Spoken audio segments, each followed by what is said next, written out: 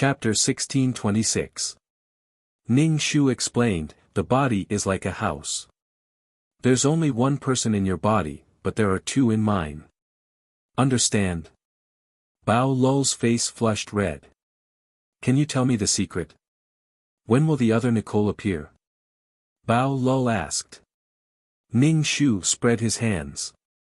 I don't know about that. Maybe tomorrow, maybe a year. We won't know of each other's existence. But you know, Bao Luo said weakly. Ning Shu tilted his head. That's because I'm smarter. Bao Luo really wanted to say, you're much more evil than a maiden. Bao Luo stared at Ning Shu. Ning Shu resisted the urge to roll his eyes. What now? You're clearly the same person. Why do you feel different? Bao Luo asked curiously. Ning Shu suddenly realized that Bao Luo was developing in the direction of being a chatterbox. But talking more was better than not talking at all. Even if the face is the same, the temperament is different. It's definitely different. Nicole was now only a 13-year-old girl. The feeling of a maiden was very strong. With Ning Shu's age, it was still a little difficult to pretend to be a maiden. If I can't pretend to be a maiden, I'll pretend to be my other personality. What can you do to me? I'm a schizophrenic. Ning Shu bullied Bao Luo for his lack of knowledge. Bao Luo was a little dazed. Looking at Ning Shu's leisurely appearance, he asked, do you know that Nicole picked me up? I don't know. I saw you when I woke up. Although I don't know where you came from, Nicole acknowledged you. I can't say anything. Without being Nicole, Ning Shu found that he was much more relaxed. Bao Luo pursed his lips tightly. I know I'm very weak. I can't protect Nicole well. Ning Shu was speechless. Fuck, he hit his glass hard again. People like Bao Luo were really pitiful and hateful. He was always blaming himself. Sometimes he was a little one-track minded. You had to be careful not to say anything that would make him sad. To be honest, it was quite tiring. Can you stop saying such things? It doesn't matter if I'm weak or strong. We're in the same boat now. Ning Shu felt that his mouth was dry from talking. I'm sorry. Bao Luo lowered his head and apologized. Ning Shu couldn't see his face again. Lar, can you look at me when you talk? Ning Shu asked. Look into my eyes. Bao Luo raised his head and looked into Ning Shu's eyes. Ning Shu nodded. I don't want to preach to you. Even if we are weak, we can still straighten our backs. We didn't do anything wrong. Ning Shu leaned on a tree branch and said to Bao Luo, repeat after me, I, Bao Luo, am the best. Bao Luo's face turned red as he waved his hands. I'm just a weapon from a garbage recycling station. Can you forget about the recycling station? Why did he always get hung up on such unimportant things? What's wrong with the recycling station? Can you just pretend that you've come back to life and come back to life? Bao Luo, I want a girl, Bao Luo said in a voice as soft as a mosquito, I, Bao Luo, am the best. Ning Shu didn't make him shout anymore. True strength was the strength of one's heart and spirit. It wasn't something that could be made strong by shouting a slogan. I'll rest for a while. Ning Shu said. Then he closed his eyes and began to cultivate. What he absorbed was still bits and pieces of the power of the stars. They surged into his dantian, causing it to become deep and dark. There were bits and pieces of starlight arranged there. Well, after the power of the fiery sun, he could absorb another thing. However, her dragon was gone. Bao Luo looked around warily.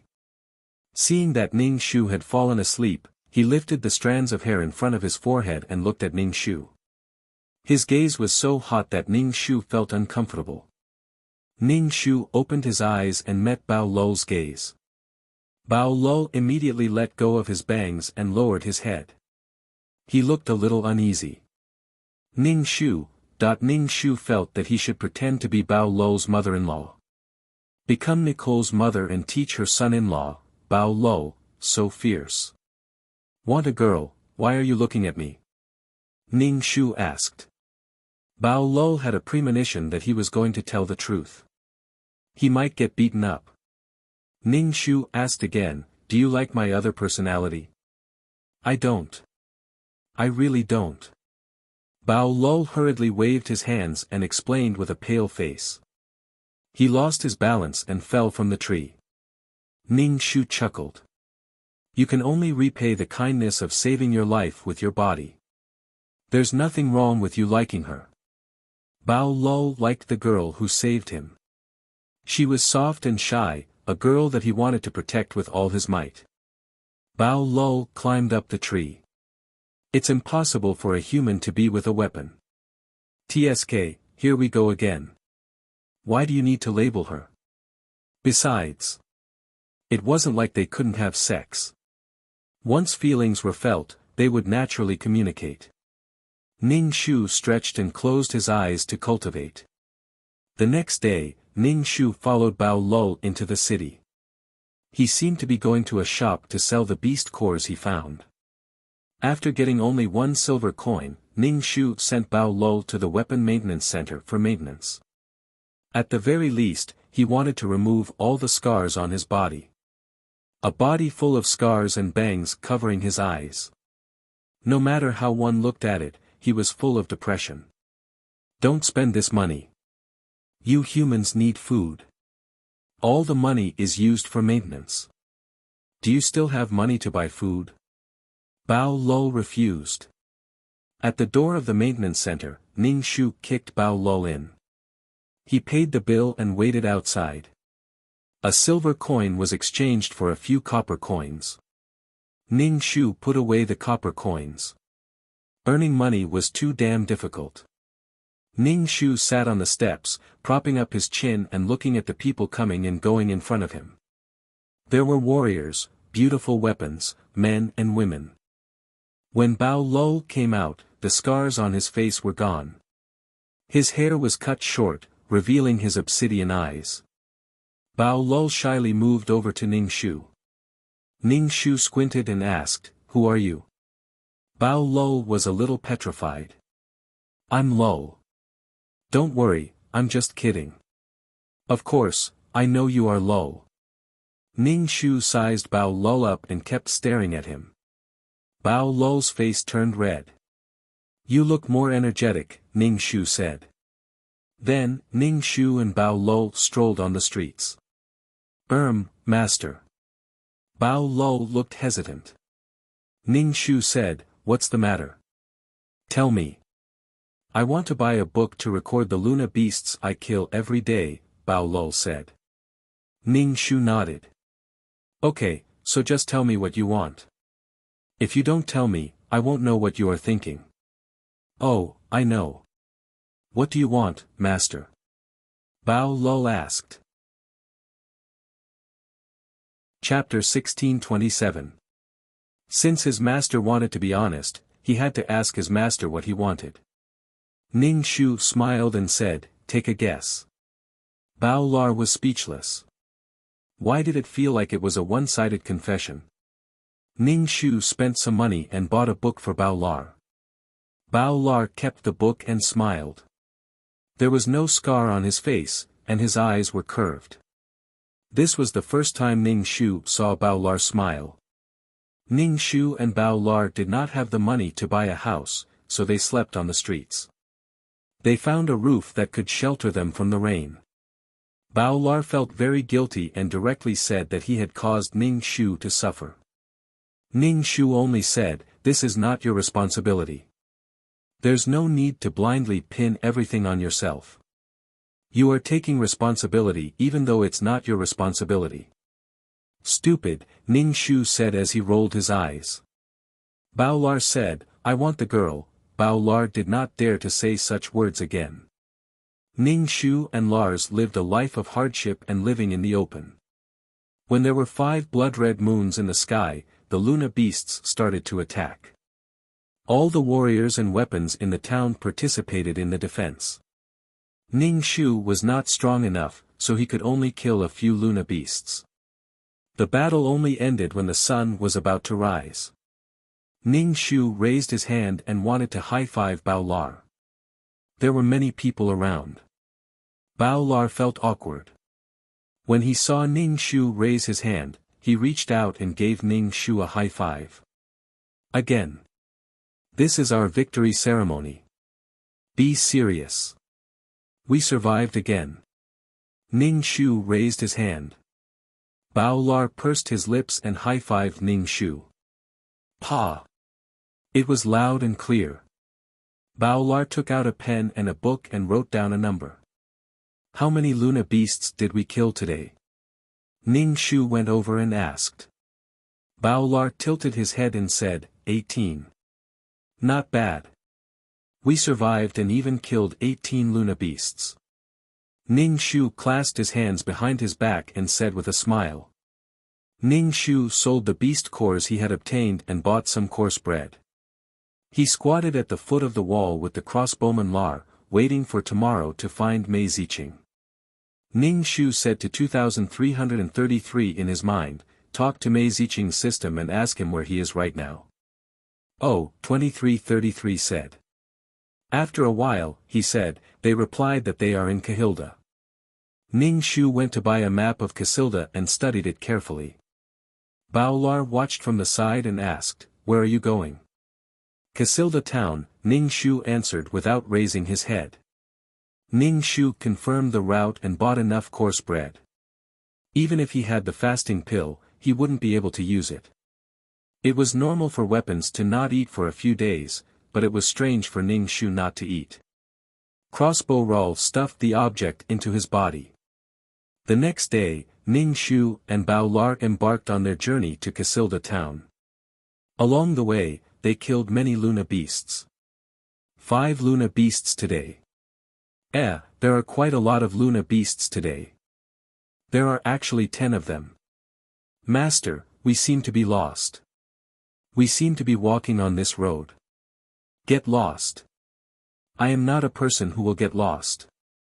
Let me look at the map. Ning Shu and Bao Lar stood in front of Casilda town. Their bodies were dirty and bitter. Casilda town was huge and prosperous. The people here wore luxurious clothes. The people who came and went did not have a sense of superiority. Bao Lar tugged at his clothes and asked, what are you doing here? As a weapon, he could feel that there were many powerful weapons in this town. Tell Mei Ziqing that I'm already at the city gate, Ning Shuchao said to 2333. After a while, he replied, Mei Ziqing is coming over to look for you. Stand there and don't move. What's wrong with you? Ning Shu asked. Your friend's system is really unfriendly. We don't get along very well, 2333 said. Ning Shu squinted. How so? I just said, hey, my mission enforcer is looking for your mission enforcer. Ning Shu did not believe it. That's it? I just said, hurry up and tell your master. Then he started acting weird. Ning Shu was speechless. Go to hell. Don't you know how to be polite? Ordering your subordinates around. Ning Shu sat down and waited for Mei Ziqing to come out. Crossbow Carl asked Ning Shu, aren't you going in? I'm waiting for someone. Ning Shu took out some coarse bread and ate it. Lar passed Ning Shu a glass of water. Ning Shu took a sip. A luxurious carriage drove out of the city and stopped. A handsome red-haired guy came down from the carriage. Ning Shu stared at him. He was very handsome, but the color of his hair was probably something that only weapons could have. Another man came down from the carriage. 5 handsome men came down from the carriage in succession. A fair hand reached out from the carriage and touched the man's hand. A woman came down from the carriage. The woman looked around and hesitated when she saw Ning Shu. Ning Shu walked over. The 5 men surrounded the woman. Ning Shu walked over, surrounded by a group of handsome men. Ning Shu stood up and patted the bread crumbs off his body. I'm 2333, Ning Shu said. You're here. Mei Ziqing smiled and looked at the crossbow beside Ning Shu. These are my weapons. Ning Shu was speechless. Damn, so many handsome men. Jealous. And Mei Ziqing's client was really beautiful. Jealous. Crossbow Lar was a little uncomfortable. Facing these weapons, the inferiority complex in his bones began to act up again. He leaned against Ning Shu. Ning Shu said, "These are my weapons." Mei Ziqing pulled Ning Shu to the side and asked, "What's your mission this time?" 2. Make sure the weapons don't die. Ning Shu looked at Crossbow Lar. Mei Ziqing's 5 weapons stood together, and Crossbow Lar stood on the other side. The two sides were clearly separated. It was very quiet and did not speak. Other than this mission? Mei Ziqing asked. The friction between humans and weapons is the greatest grievance, especially the blackened weapons. My client is dead. Naturally, I have to find the person who killed her, Ning Shu said. Now he realized that this mission was a little difficult. Crossbow Lar was sensitive and had an inferiority complex. He was the biggest problem. Crossbow Lar had to bear most of the responsibility for Nicole and Bao Lar's ending. What's your mission? Ning Shu asked. Mei Ziqing was speechless. My client was killed by 5 weapons. All 5 weapons are blackened. Ning Shu was surprised. This kind of collective blackening is rare. Ning Shu was gloating. Beauty was disaster. He was not at all jealous of being surrounded by so many handsome men. Chapter 1628. What kind of infuriating thing had they done to cause all 5 weapons to turn black and kill their users? Ning Shu asked, did you enslave them and not pay them? Did they turn evil and kill your client? Mei Ziqing rolled his eyes. The client's family doesn't lack money. Then what's the reason? Are you guys 6p? Ning Shu rubbed his chin and guessed. Scram. Mei Ziqing rolled his eyes. Then did you have sex with the weapons? Ning Shu shrugged. How is that possible? Exactly. You didn't even have sex with them. I want to have sex with all 5 of them. How can you think of something like that? Mei Ziqing realized that the topic was heading in a strange direction and quickly changed the topic. Why do you only have 1 weapon? The client only wants 1 weapon. What can I do? Ning Shu said. What's your mission? Find out why the spear class killed the client. The client loves the spear class, Mei Ziqing said. Ning Shu squinted. Why did they keep talking about love? Your client must have done something to cause all of them to turn evil. Ning Shu rubbed his chin and pondered. Could it be that they all like you and no one can have you all to themselves? So they decided to share you and eat your flesh. Mei Ziqing, you are so perverted. Even if they all like you, you can still have sex. Ning Shu squinted. The weapons will eat their owner's flesh when they turn evil. No matter what, they will eat your flesh. Could it be that they love each other and you, the user, stop them? Ning Shu speculated. Mei Ziqing, who is the spear class? Ning Shu asked Mei Ziqing. Mei Ziqing pointed at a red-haired man. Although this man had flamboyant red hair, his expression was cold. He didn't look like someone easy to get along with. Mei Ziqing's client liked this type of weapon. Then what do you think caused the 5 weapons to turn evil? Ning Shu asked Mei Ziqing. Mei Ziqing was also puzzled. I counted with my fingers. The client was fine with her weapon, but there was no lack of money. There's no such thing as a weapon that can torture itself. Why would it torture and kill its client? Mei Ziqing facepalmed. God knows. She didn't even know who killed her client and crossbow Raoul. Ning Shu sighed, feeling that this was really difficult. On the other side, Bao Lars felt goosebumps all over his body as he kept moving away from the 5 weapons. He saw Ning Shu and the woman he had just met huddled together and talking non-stop. "I don't have a place to stay. Let's go to your house," Ning Shu said. "Okay." Mei Ziqing nodded and returned to the center of the 5 handsome men, surrounded by them. Yep, Ning Shu was jealous again. There were so many handsome men. Mei Ziqing got on the carriage. "The carriage isn't big enough. You can walk to my house." Ning Shu was speechless. She must be holding a grudge against him for mentioning her 6p. The 5 handsome men got on the carriage and it drove away. Bao Lars let out a sigh of relief and asked, "Do you still know such rich friends?" "Yep, I do." Ning Shu strode toward the city. Bao Lars lowered his head and followed beside Ning Shu. "Your friend's weapons are all so powerful." They were so powerful that he could be suppressed just by standing beside them, let alone in a fight. He couldn't even withstand a single blow. Ning Shu didn't care and said, "Others are others. I'm not as rich as my friends." "I didn't say anything. There are too many powerful people in the world. Look at the numbers recorded in the book. We're not simple people and weapons. Lars, don't compare yourself to others. We have our own paths." It was easy to lose one's mind when comparing. There were too many powerful people. Even if they were mission enforcers, the disparity in strength was too great. One step couldn't reach the sky. If one kept comparing, one couldn't even take a step forward. If you have something to say, just say it. Do you think that powerful weapons will abandon you when you come to such a big city? Ning Shu looked at Bao Lars. Bao Lars pursed his lips and said, "I can't be so selfish. You should have other weapons." Ning Shu sighed.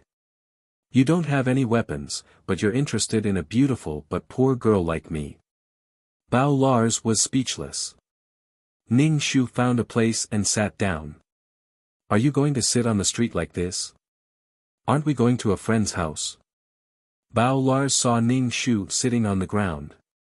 "The ground is cold. It's easy to get sick." Ning Shu said, "You don't seem to want those weapons. Then let's not go to her house." Bao Lars lowered his head, looking defeated. "Is it because of me that you have to sleep on the streets again?" Ning Shu stared at him. "Do you always like to take responsibility for yourself like this? What's the point of torturing yourself when you can't take responsibility for yourself? In the past, we also slept on the streets and slept in the open. We didn't live the life we used to. You're always like this. I even have to consider if I should entrust Nicole to you," Ning Shu said with a sullen face. "I'm sorry. It's my fault." Bao Lars lowered his head and apologized. "Don't apologize. What did you do wrong?" Ning Shu asked. "I made you unhappy." Bao Lars realized that without his bangs blocking his eyes, he didn't even have a chance to dodge. Lars' back was bent. Ning Shu could only see the top of his head. "Please look me in the eye when you speak," Ning Shu said. Bao Lars raised his head. His pure obsidian eyes met Ning Shu's. The moment their eyes met, Lars immediately looked away in a panic. I'm sorry, what are you apologizing for? What did you do wrong?" Ning Shu asked. I. Lars couldn't apologize, nor did he know what to say. Ning Shu was speechless. Sigh, sigh, sigh, Ning Shu was cursing in his heart. "Young man, don't apologize for things that have nothing to do with you. Do you know that sometimes apologizing can be very annoying? You're not really apologizing. You're just avoiding things. Did you do wrong? What did you do wrong?" Ning Shu tilted his head and asked. I. Lars stuttered. "Damn, what did he do wrong? Yes, yes, yes, Ning Shu stared coldly at Bao Lars. Lars' eyelids twitched wildly. Help, what did you want to say? Bao Lars bit his handkerchief and cried in his heart. Oh my God, so scary, so scared. Sure enough, he wasn't a shy girl anymore. I want a girl. I want a girl. Ning Shu saw that Bao Lars was trembling all over. His expression was constipated. Ning Shu tilted his head and grunted. Squeak. Squeak, Ning Shu was speechless. Alright, if you have something to say, just say it. Ning Shu was moved. Bao Lars, I'm sure you're not the Nicole who saved me before. Oh, didn't I tell you earlier? Ning Shu propped up his chin and looked at the people coming and going. A person's experience was hidden in their temperament. Ning Shu couldn't pretend to be a girl even if he tried. Chapter 1629. It could be said that Lar had fallen in love with Nicole at first sight for the rest of his life. Even though she was wearing Nicole's skin, her temperament was different. Although Ning Shu didn't think he had the temperament, after experiencing so much, it was inevitable that something would settle down. What kind of settling down would a young girl have? Ning Shu wasn't surprised that Lar could recognize her. If it was because of her face and ignored everything else, Ning Shu didn't know if she loved Ning Shu or not. Ning Shu propped up his chin and looked at the passers-by. A copper coin was thrown in front of Ning Shu. Ning Shu's eyes lit up. She immediately stepped on it and looked around. Seeing that no one was staring at her, she picked it up and put it in her pocket. Ning Shu realized that sitting on the side of the road had an advantage. Maybe someone would think she was a beggar and throw money at her. Wahahaha. A middle-aged man walked over. Ning Shu asked, "Are you a friend of Miss?" "I'm the housekeeper. Miss sent me to pick you up." Ning Shu nodded. "I am." Ning Shu stood up, patted the dust off his butt, and followed behind the housekeeper. Lar followed Ning Shu and saw a 5-year-old child crying on the side of the road. She cried loudly, crying very sadly and in despair. The child was wearing tattered clothes and had flaxen hair. Occasionally, he would raise his head, revealing his watery eyes to look at the passers-by. When he saw that no one was paying attention to him, he buried his head and cried again. "Master, that child is crying," Lar said. Ning Shu, "Oh. Master, that child is a weapon. It should be an abandoned weapon. It's so small," Lar continued. Ning Shu, "Oh. Master, you need other weapons. My weapon alone isn't enough." Lar stared at the small weapon. Ning Shu, "Oh." No matter what Lar said, Ning Shu only responded with an "oh." He didn't even show any emotion. He was very cold. "Ballista Lar, I want the maiden." "Master, let's take it in." "It's an abandoned weapon anyway, so it won't cost Master's money," Lar said directly. If he continued, it would always be an "oh." Ning Shu, "No. Crossbow pull, dejected pawn, Master only wants me as a weapon." Lar is very touched, but Master doesn't only have one weapon. To be honest, I'm a defective product. In the words of you humans, I'm a deformed child. If Master has other weapons, I don't have to worry about Master's safety all the time. However, if Master is injured because of me, the pressure on me will be even greater and I will be ashamed. Although I'm worried that Master will abandon a useless weapon like me once you have other weapons, I still hope that Master will have other weapons. I'm sincere. Ballista Lar's heart was conflicted, and he despaired of his own abilities. Ning Shu, "Oh." Bowman Lar, the butler leading the way, stopped and waited for Ning Shu and Lar to make a decision. He didn't say a word. The sobbing little boy saw that someone was staring at him. He sobbed and hiccuped, looking very pitiful. Ning Shu's expression didn't change. He turned and left. Ballista Lar said angrily, Nicole, you're making me very angry. Ning Shu looked at Lar. Yeah, if you're angry, just say it. Brother. The little boy ran over and hugged Lar's leg. Brother, I'm so hungry. Can you take me hunting? Nicole.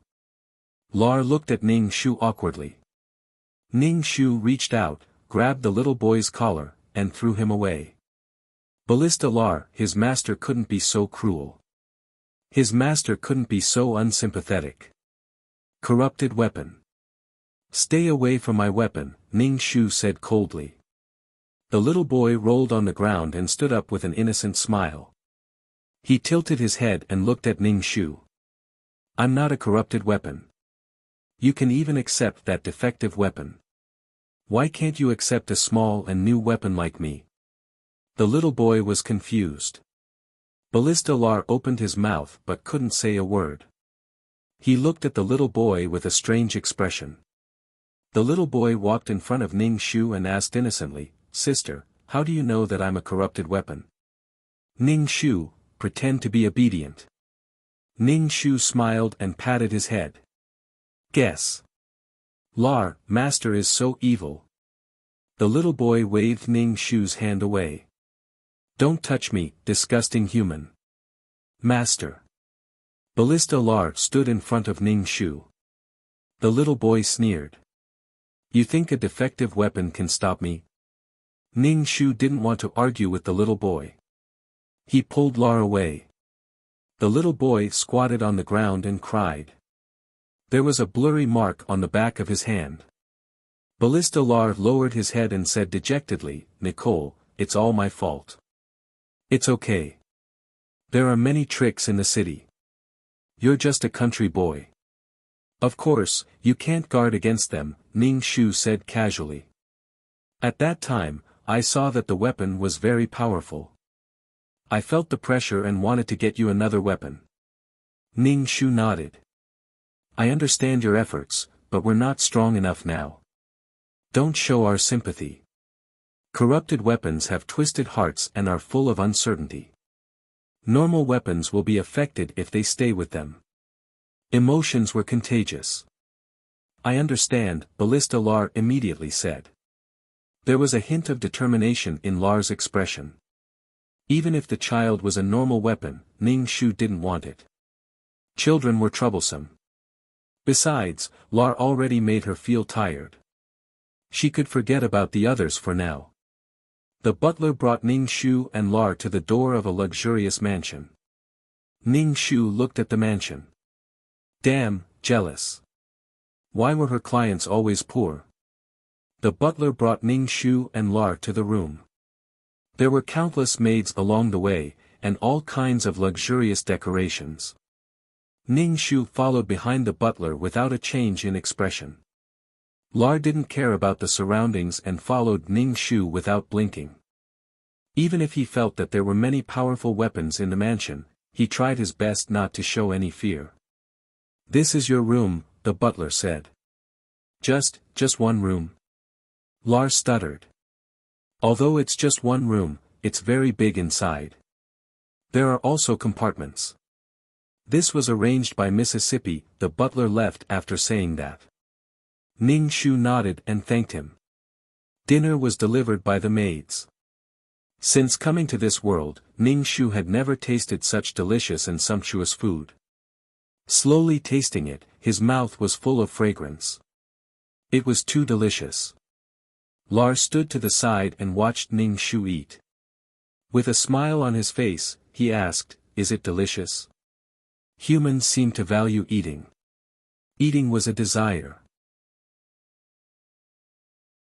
Chapter 1630.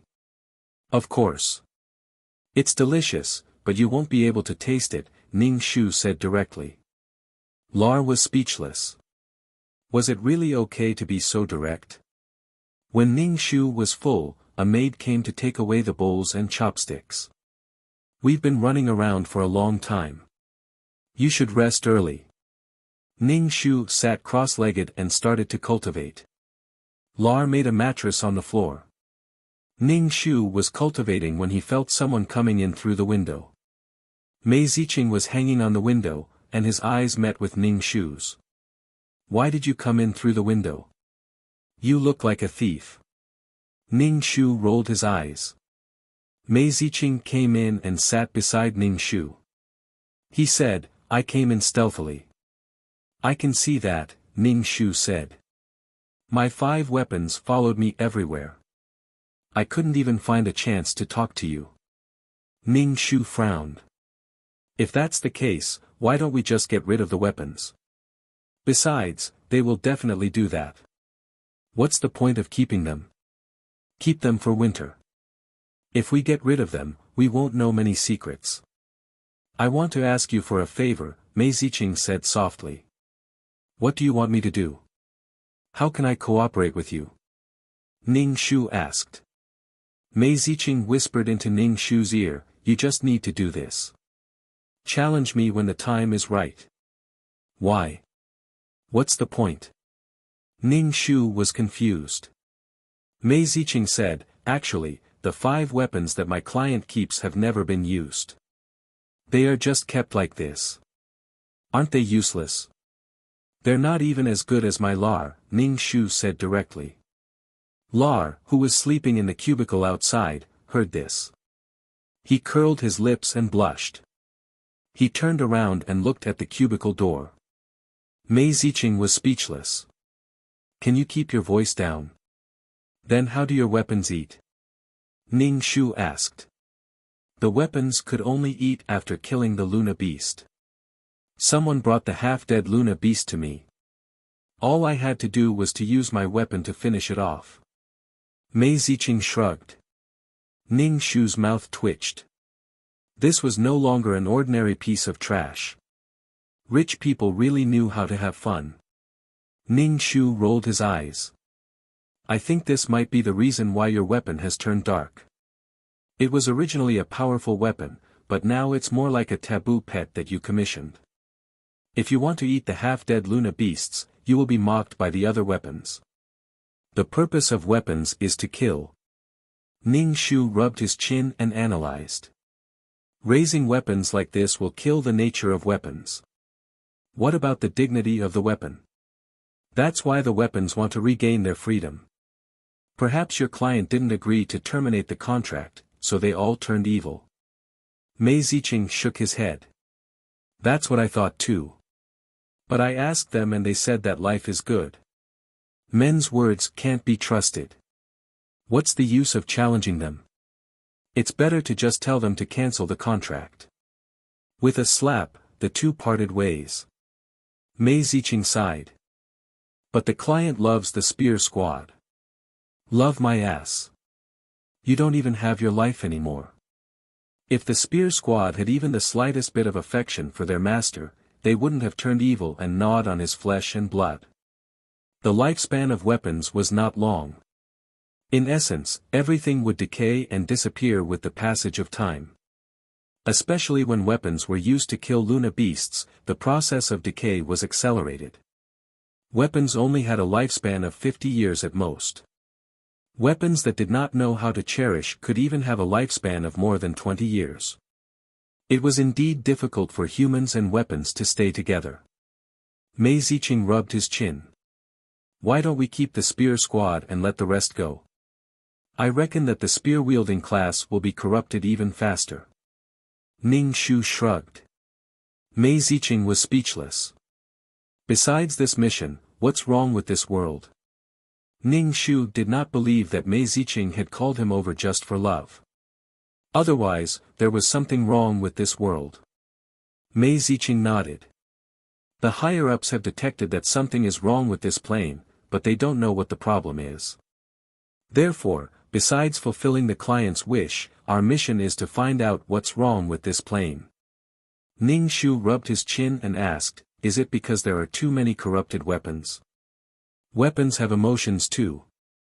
Maybe it's because of the corrupted weapons.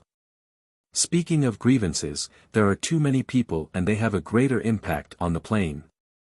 I don't think that's the reason." Mei Ziqing shook his head. Everyone was suffering. Many people were struggling to survive. Pain, resentment, hatred. There were too many of these emotions. Ning Shu shrugged.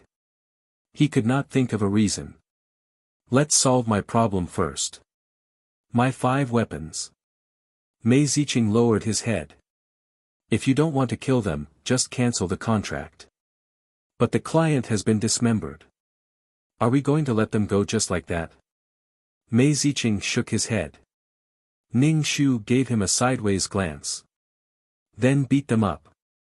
If they're half dead, throw them out. Mei Ziqing shook his head. There's a better way.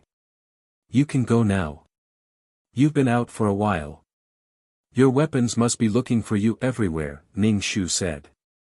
Remember to challenge me tomorrow. Mei Ziqing climbed out the window. Challenge again? Ning Shu asked 2333, is there a world origin here? 2333 replied lazily, how can there be? Even if there is, this mission taker got there first. Ning Shu was disappointed. Every time they went to a place, he would ask 2333 to scan for world origin. It had been a long time since she got a world origin. A long time. So long that it made her despair. The next morning, Ning Shu was still putting on his clothes when Mei Ziqing came over with his 5 beautiful weapons. He wanted to challenge Ning Shu. Lar opened the door and saw Ning Shu changing. He hurriedly closed the door and said to Mei Ziqing, Nicole is putting on her clothes. Wait a moment. Okay. Mei Ziqing sat down and looked at Lar calmly. There was no disdain or praise. He had been through a lot. He would not mock a weakling to get a thrill. Lar felt a bit pressured. The weapons in the room were all stronger than him. This feeling was really bad. Mei Ziqing's 5 weapons were not happy. The red-haired spearman said, I still don't know what this challenge is about. Mei Ziqing smiled. Don't worry. It's just a friendly match. The spearman's face was tense. Another weapon said, so many people are waiting for her. This country girl is really something. Although Lars respected these powerful weapons, he would not allow them to insult his master. Chapter 1631. My master didn't ask you to come so early, Lars said, stiffening his neck. Ning Shu came out from the inner room and smiled at Lars. She looked at Mei Ziqing's 5 weapons and felt a sense of superiority when she saw that they were all top-notch. Ning Shu said to Mei Ziqing, I didn't eat breakfast. I'm hungry. Let's compete after breakfast. Mei Ziqing nodded and asked the maid to serve breakfast. Mei Ziqing and Ning Shu sat together and ate. One of Mei Ziqing's weapons asked, Miss, where did this country bumpkin come from? I've never heard you talk about her before. Mei Ziqing put down her spoon and wiped her mouth with a handkerchief. She said calmly, this girl is my nanny's daughter. Is there a problem? Ning Shu was speechless. She didn't even know who the client's mother was. Regardless of whether it was true or not, she had blocked the weapons' mouths. No wonder she's so unruly. So she's a country bumpkin. Ning Shu looked at the weapon. What does it have to do with you? The competition hadn't even started, but the smell of gunpowder was very strong. Mei Ziqing didn't seem to hear Ning Shu and continued eating with her spoon. The weapons' faces turned ugly after being rebuked by Ning Shu. They looked at Lar with disdain. Lar was originally a defective product and felt inferior when facing these weapons. Now he was being looked at with disdain by his own kind. His heart felt like it was being fried. Ning Shu looked at Lar, who had his head lowered, and sighed in his heart. It was natural to feel inferior, just like a lame person. When facing normal people, they would feel inferior. When facing strong people, people would more or less feel inferior. Everyone had feelings of inferiority. He had to defeat these 5 weapons to build up Lar's confidence. After breakfast, Ning Shu and Mei Ziqing went to the training field. It was 6 against 2. The other side had more people and more momentum. Compared to Ning Shu's side, they seemed weaker. One was a girl, and the other's weapon seemed to be a defective product. Milo, Mei Ziqing called out. Mei Ziqing shouted. Milo's weapon transformed into a sword. The blade of the sword shone brightly with a beautiful tassel. In short, it was a beautiful and powerful weapon. Mei Ziqing held the sword hilt and swung it in the air, looking extremely dashing. There were also many maidservants surrounding the training ground, cheering for Mei Ziqing. Mei Ziqing winked at Ning Shu again and again. Ning Shu felt that her eyes were cramping. Mei Ziqing raised his sword and rushed towards Ning Shu. Ning Shu reached out and grabbed the crossbow. He dodged Mei Ziqing and fired an arrow at him. A shield appeared in Mei Ziqing's hand and blocked Lar's arrow. Ning Shu, what a fucking foul. Ning Shu rushed over and stomped heavily on the shield. Mei Ziqing took a few steps back from Ning Shu's kick.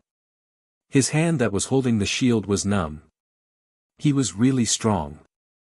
Shield, who had been kicked directly by Ning Shu, felt uncomfortable all over. It was very uncomfortable. Ning Shu kicked again and the shield left Mei Ziqing's hand. The shield fell to the ground with a clang. Ning Shu fired an arrow at Mei Ziqing. Mei Ziqing blocked with his sword. With a ding, a mark appeared on the sword. The sword vibrated back and forth. Mei Ziqing naturally couldn't use the sword anymore. He shouted, "Ban!" A spear appeared in Mei Ziqing's hand. The sharp tip of the spear was dazzling with red tassels. Each one was prettier than the other. Mei Ziqing performed a beautiful dance with the spear and attacked Ning Shu. Ning Shu didn't have any close combat weapons. He could only dodge the spear that was aimed at his head. Ning Shu reached out and grabbed the spear. Both sides held onto the spear and refused to back down. However, Ban was held back violently by the two women. Mei Ziqing was a little angry and threw the spear away. The weapons turned into humans. They were all injured and in a sorry state. Lar, on the other hand, was fine as usual. Mei Ziqing did it on purpose. With her strength and a few powerful weapons, she wouldn't have been defeated. Mei Ziqing stomped her feet and said to a man standing in front of the railing, "Dad, look at me. I have so many weapons, but I can't beat a country girl." Ning Shu, country girl. The man called Dad by Mei Ziqing was chubby and looked like a gold ingot. He smiled and said, "Is it because you don't have enough weapons? Dad will buy you more powerful weapons." Mei Ziqing, Ning Shu, no matter how powerful a weapon was, it was useless in his hands. "No, Dad. I want to go out and train. That country girl defeated me with just a weapon. I want to go out and train." Mei Ziqing was almost acting coquettishly as she said to the gold ingot. Gold ingot was smiling at first, but when he heard what his daughter said, his face turned serious. "That won't do. You are my only daughter. What if something happens to you? I am still hoping that you can find a son-in-law and give birth to a good grandchild. If something happens to you, who will take over my family business?" Ning Shu looked on coldly from the side. It was none of his business anyway. Mei Ziqing said, "I have so many weapons. Ordinary people are no match for me. You can't even beat this country girl. Who can you beat?" Gold ingot shook his head and disagreed. Mei Ziqing's dad was so fat that his neck couldn't be seen. He looked like a snowman. "Ning Shu, country girl. What's wrong with you?" Mei Ziqing gave Ning Shu a look. Ning Shu coughed and said, "I am not an ordinary country girl. I have killed many Luna beasts." "How many are there?" Ning Shu turned to Lar and asked, "How many?" 58 Luna beasts, Lar replied immediately. Ning Shu lifted her chin slightly and said proudly, 58 Luna beasts. A total of 58 Luna beasts. Jin Yuanbao's face was full of question marks. So I am not an ordinary country girl. You can leave your daughter to me. You can also send someone to follow her. If your daughter doesn't go out, she will not be willing to give birth and carry on the family line. Gold Ingot looked indifferent. Who are you? Is it your turn to speak? I am the daughter of your daughter's nanny. The nanny died a long time ago, Gold Ingot said.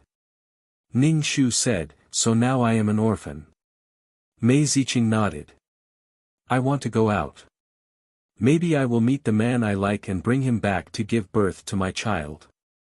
Gold Ingot was hesitant. Must you go? Yes. Gold Ingot arranged for some people and found a powerful weapon for Mei Ziqing to form a contract with. Mei Ziqing, just the 5 weapons were already too much for her. Now she had to form a contract with them. Weapons that were not trustworthy and loyal to each other would only be troublesome. Also, it was a big problem for new weapons to be compatible with old ones. Ning Shu's face was cold. Why was there such a big difference between people? Chapter 1632. Lars' eyes widened as he watched from the side. It would be great if Nicole had such a powerful weapon. Mei Ziqing's father had prepared a luxurious carriage for Mei Ziqing. He had prepared all kinds of necessities, including food, clothing, accommodation, and transportation. It did not look like they were going there for training, but for a vacation. Mei Ziqing held her forehead and said to her father, there is really no need to prepare so much. We will be robbed. Wasn't this telling others that she was a fat sheep? Jin Yuanbao settled for the next best thing. He did not prepare a luxurious carriage for his daughter. Instead, he prepared a simple carriage.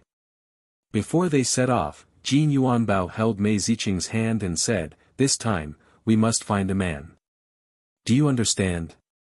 Mei Ziqing nodded seriously and said, I will definitely find a man. Don't worry. Regardless of the era or the plane, people would always urge people to get married. Ning Shu, Mei Ziqing, and 6 other weapons were squeezed in the carriage. The carriage was quite big, but with so many people, it became cramped. They were squeezed together with the powerful weapons and looked at Lar with unfriendly eyes. It was embarrassing that a few weapons had been defeated by a defective one. Lar looked uneasy. He turned around and saw Ning Shu staring at him. Lar recalled that he had defeated a few weapons. Although most of them were from the hands of their masters, he had still managed to escape from the powerful weapons. Lar straightened his back and tried his best to ignore the needle-like feeling. Ning Shu asked, where are we going now? Mei Ziqing took out a map and pointed to a place. We are going to this place. Ning Shu looked at the place. It was a very small place. It was very far and desolate. Ning Shu asked, why? What did you find? Mei Ziqing said, many people died in this place. Ning Shu nodded and did not ask any more questions in front of so many people. Traveling was a very tiring thing. At night, they had to stop and rest. The people who were secretly protecting Mei Ziqing were also having a tough time. Ning Shu brought Lar to hunt Luna beasts for him to eat. After killing a few Luna beasts, Lar did not need to eat anymore. Ning Shu stopped. Lar took out his notebook and recorded the number of Luna beasts that he had killed. Then, the 2 of them returned to their camp. Mei Ziqing stayed by the fire and put some things into the pot. Ning Shu sat beside Mei Ziqing and asked, is there a problem if too many people die? Apart from natural disasters, there are only natural disasters that can cause such a large number of deaths, Mei Ziqing said as he poked at the fire. Although I don't know what's going on, I have to go and take a look. If there's a problem, I'll try my best to save it. If not, there's nothing I can do. Ning Shu asked, how do you know that someone died here? Don't you know what the client's family does? They have businesses all over the world. Ning Shu nodded. Since he was here, he had to find the problem. Also, the person who killed Lar and Nicole hadn't appeared yet. Ning Shu was not in a hurry. If the heavens wanted people to die, it could happen sooner or later. Even if they managed to avoid it once, they would not be able to avoid it again. Eventually, they would die. Ning Shu looked around and asked, "Where are your 5 beautiful weapons?" Lar was always by her side. No matter when she turned around, she could see him. Mei Ziqing's weapons did not seem to be aware of this. "They are in the tent," Mei Ziqing said calmly. Ning Shu asked, "What do you plan to do with them?" "I'll take it one step at a time." Ning Shu was not worried. After all, it was not her problem. After all, it was his mission. It would not be good if he interfered too much.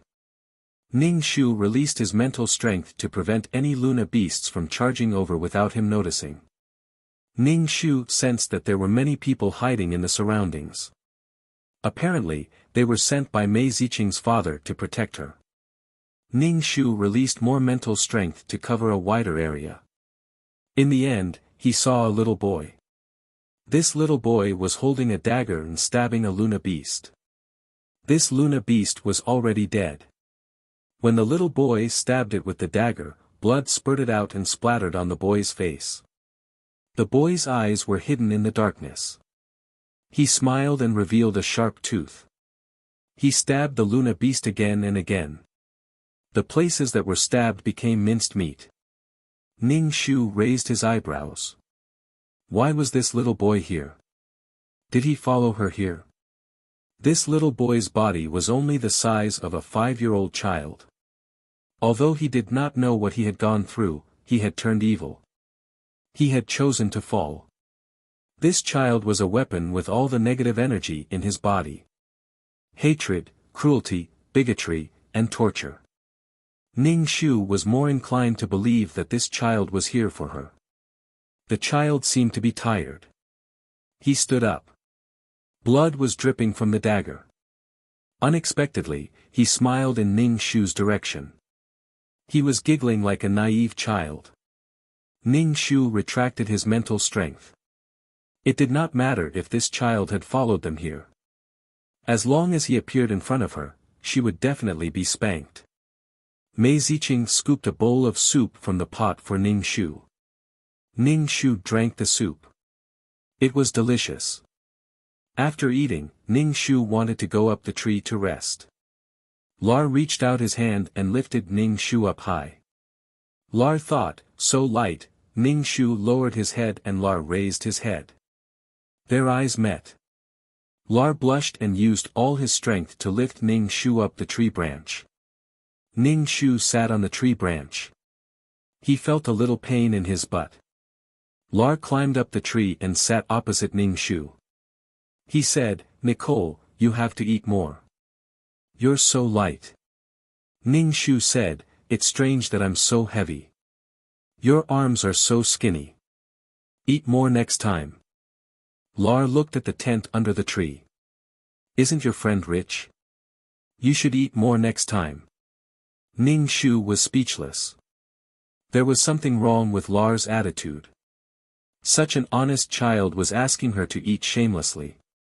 "I'll kill more Luna beasts in the future. I'll sell the cores and buy more delicious food for you." Lar said, "Now I can only eat from your friend." "Hey, I can hear you." Mei Ziqing, who was beside the fire, looked up at the tree and said. Ning Shu could not help but laugh. "Even if you want to kill Luna beasts, I'll be the one bringing you there. What you eat is not important. What's important is that you stay alive." "Oh, I know. I've heard people say that humans value wealth, power, and strength. What do you want, Nicole?" Ning Shu asked Lar. Ning Shu swung his legs and touched his chin. "I have to think about it. I don't have anything for now. We can't eat 3 meals a day and have nowhere to stay. We can't talk about wealth. We'll talk about the future in the future." Ning Shu lay down and released his spiritual energy. He wanted to see where the kid was. Within the range of Ning Shu's spiritual energy, he found that the kid was killing Luna beasts again. The Luna beasts were already dead, but he was still stabbing them calmly. Chapter 1633. If this blackened weapon appeared around them, they would have to walk for a while before they could know if it was following them. They might get into trouble. Blackening was a disease that was contagious. Ning Shu retracted some of his spiritual power and shrouded the surroundings, constantly observing. Then he began to multitask and began to absorb the power of the stars. The power of the stars in his dantian was increasing, and the number of stars in his dantian was also increasing. Ning Shu didn't know how to use this power, nor did he know how to develop his ultimate martial arts. In short, it felt more and more strange. Ning Shu felt like he had picked up a treasure. Although it wasn't very eye-catching, it had always been by her side. She had always relied on it. I love ultimate martial arts. Lar took off his jacket and covered Ning Shu with it. Then he looked around vigilantly, wary of any danger. Mei Ziqing sat by the fire for a while, deep in thought. She used a dry branch to poke at the fire. The light from the fire shone on her face, sometimes bright and sometimes dark. She sat motionless. Finally, she threw the branch in her hand into the fire and entered the tent. Ning Shu opened his eyes, sat up, and stared at Mei Ziqing's tent. "Nicole, what's wrong?" Lar saw that Ning Shu was awake and asked, "Do you need to pee?" Ning Shu, "No, I was sleepwalking." Ning Shu lay down. "Why don't you sleep in the tent?" Lar said. "There's too much dew outside." "There's no tent for us," Ning Shu said carelessly. The tent was made by Mei Ziqing's weapons. There was no such thing as hers. Ever since they set off, Mei Ziqing had been a little distracted. She was often in a daze. "Go and squeeze with your friend." Lar didn't say anything. He reached out and lifted Ning Shu up high. Then he jumped down and carried Ning Shu to Mei Ziqing's tent. "Ning Shu, why did Lar like this method?" "It was like lifting a child up high." "Can I sleep in?" Ning Shu asked. He pulled open the curtain and squeezed in with Mei Ziqing. Ning Shu asked Mei Ziqing, "What's wrong?" Mei Ziqing's voice in the darkness was muffled. "I'm fine." Ning Shu frowned. Mei Ziqing was crying. Ning Shu had never seen Mei Ziqing like this since she had known him. Ning Shu didn't know whether to ask or not. Forget it, if she didn't want to. Since she was crying, it must be something painful. If he were to say it out loud, it would be like tearing open a scar. Ning Shu's back to Mei Ziqing.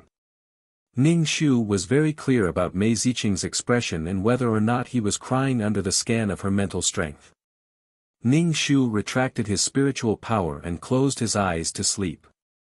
When he woke up, there was no one beside him. He walked out of the tent and saw Mei Ziqing preparing breakfast.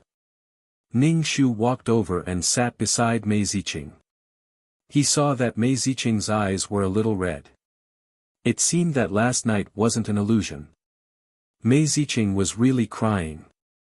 Mei Ziqing's 5 weapons were hovering around. No one noticed what happened to Mei Ziqing. Ning Shu frowned. It seemed that these weapons didn't care about Mei Ziqing. Or rather, they didn't care about Mei Ziqing's employer. They used to be close friends and comrades. Now, they didn't even know that the core had changed. Lar soaked a handkerchief from the nearest river and brought it over to Ning Shu to wash his face. Ning Shu rubbed his face with the handkerchief and felt much better. He was very proud. The 5 weapons couldn't compare to Lar. Ning Shu passed the handkerchief to Lar and gave him a thumbs up. Lar didn't know what it meant, but he still smiled at Ning Shu. Mei Ziqing looked at Ning Shu and Lar from the corner of his eyes. When Lar went to wash the handkerchief, Ning Shu asked, "Don't tell me you've taken a liking to that kid." "Ning Shu, this kid is the employer's lover. He also likes my employer." You're just looking at him with dirty eyes. Mei Ziqing used a branch to stir the fire. The pot was steaming. Mei Ziqing put in some jerky and dried mushrooms. Soon, the aroma wafted out. Ning Shu stared at the pot. Mei Ziqing scooped a bowl for Ning Shu. Ning Shu looked at Mei Ziqing. He felt that Mei Ziqing carried an inexplicable sadness. This emotion had already affected Ning Shu. Ning Shu guessed that something might happen on this trip. Ning Shu drank the meat soup. It was very fresh and delicious. His stomach warmed up. He was sweating all over. It was very refreshing. Ning Shu saw that Mei Ziqing didn't eat much. Drink some. I see that you have a lot on your mind. No matter what, you have to eat. Mei Ziqing forced himself to eat a little. Seeing that Ning Shu was enjoying it, he gave all the meat in the pot to Ning Shu. Ning Shu didn't refuse any of the food. She ate as much as she could and said, "Is there any danger on our trip this time? You look like this. It's hard for me to ignore and pretend that I don't know anything." Mei Ziqing sighed. He looked at Ning Shu with guilt. "Ning Shu, don't look at me like that." Ning Shu felt goosebumps all over his body. "If there's anything, just say it," Ning Shu said. Mei Ziqing shook his head. "You'll know when the time comes. As for me, I have something to tell you. I want you to witness something. Something that hurts me. Now, I have to put an end to it." It was getting more and more mysterious. Did Mei Ziqing know something? Ning Shu finished the meat soup and burped.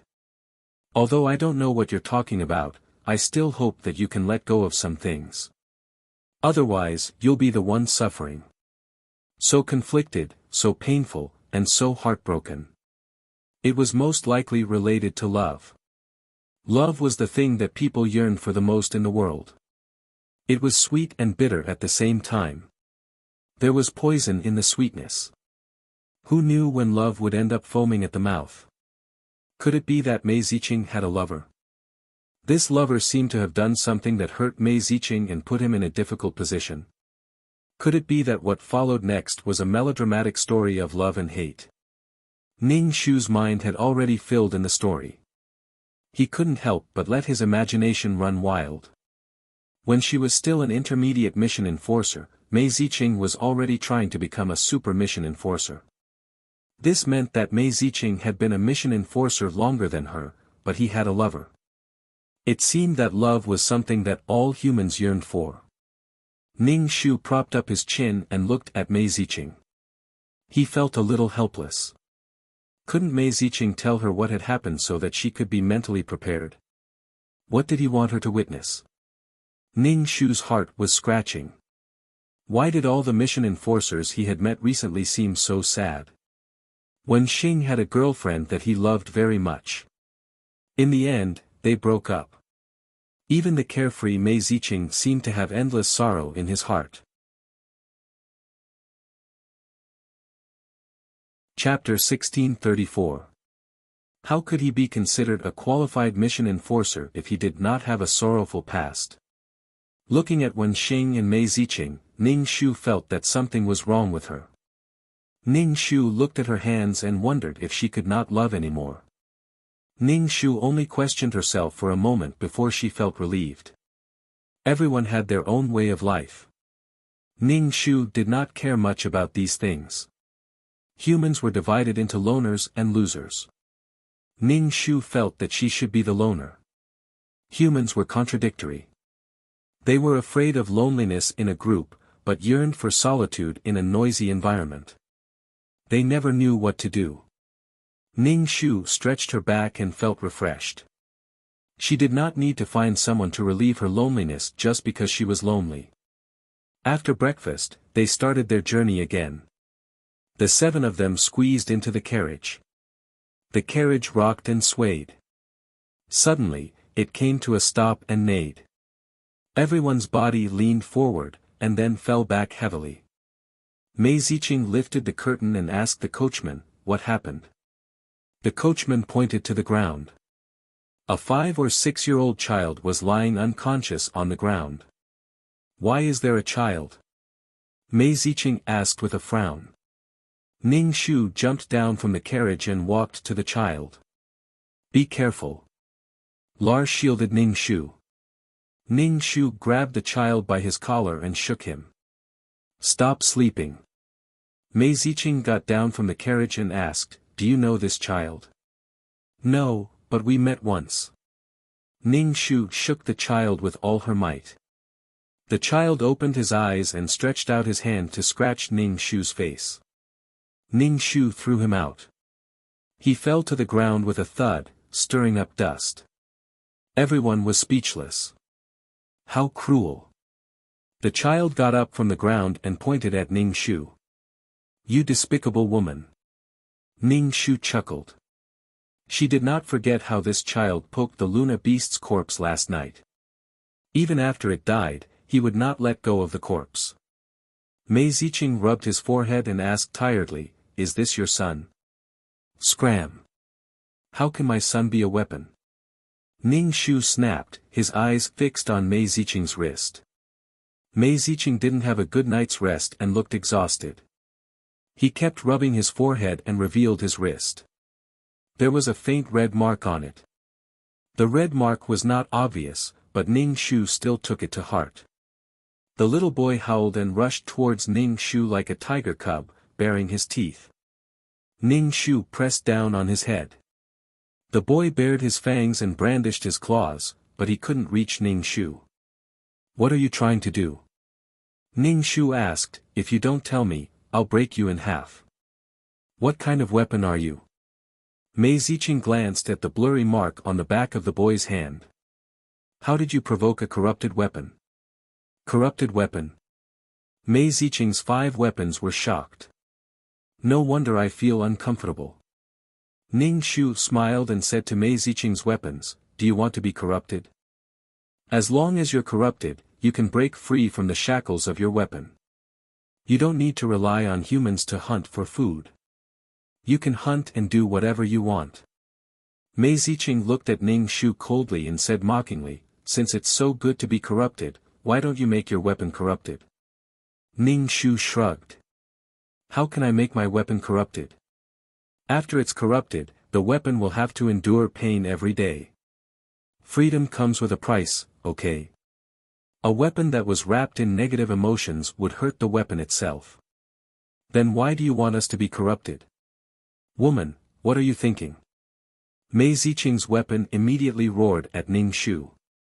I saw that you all needed freedom, so I mentioned it casually. There's a corrupted weapon here that can guide you, Ning Shu said without any sincerity. The little boy sat on the ground and asked, Which one of you wants to be corrupted? I can guide you.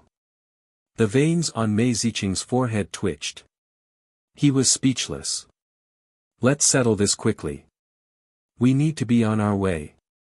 Mei Ziqing boarded the horse carriage, and the 5 weapons followed suit. Lars shielded Ning Shu and asked, What should we do now? Ning Shu looked at the little boy sitting on the ground. Tell me, what's your purpose? The little boy said directly, I don't know, I don't know, I don't know.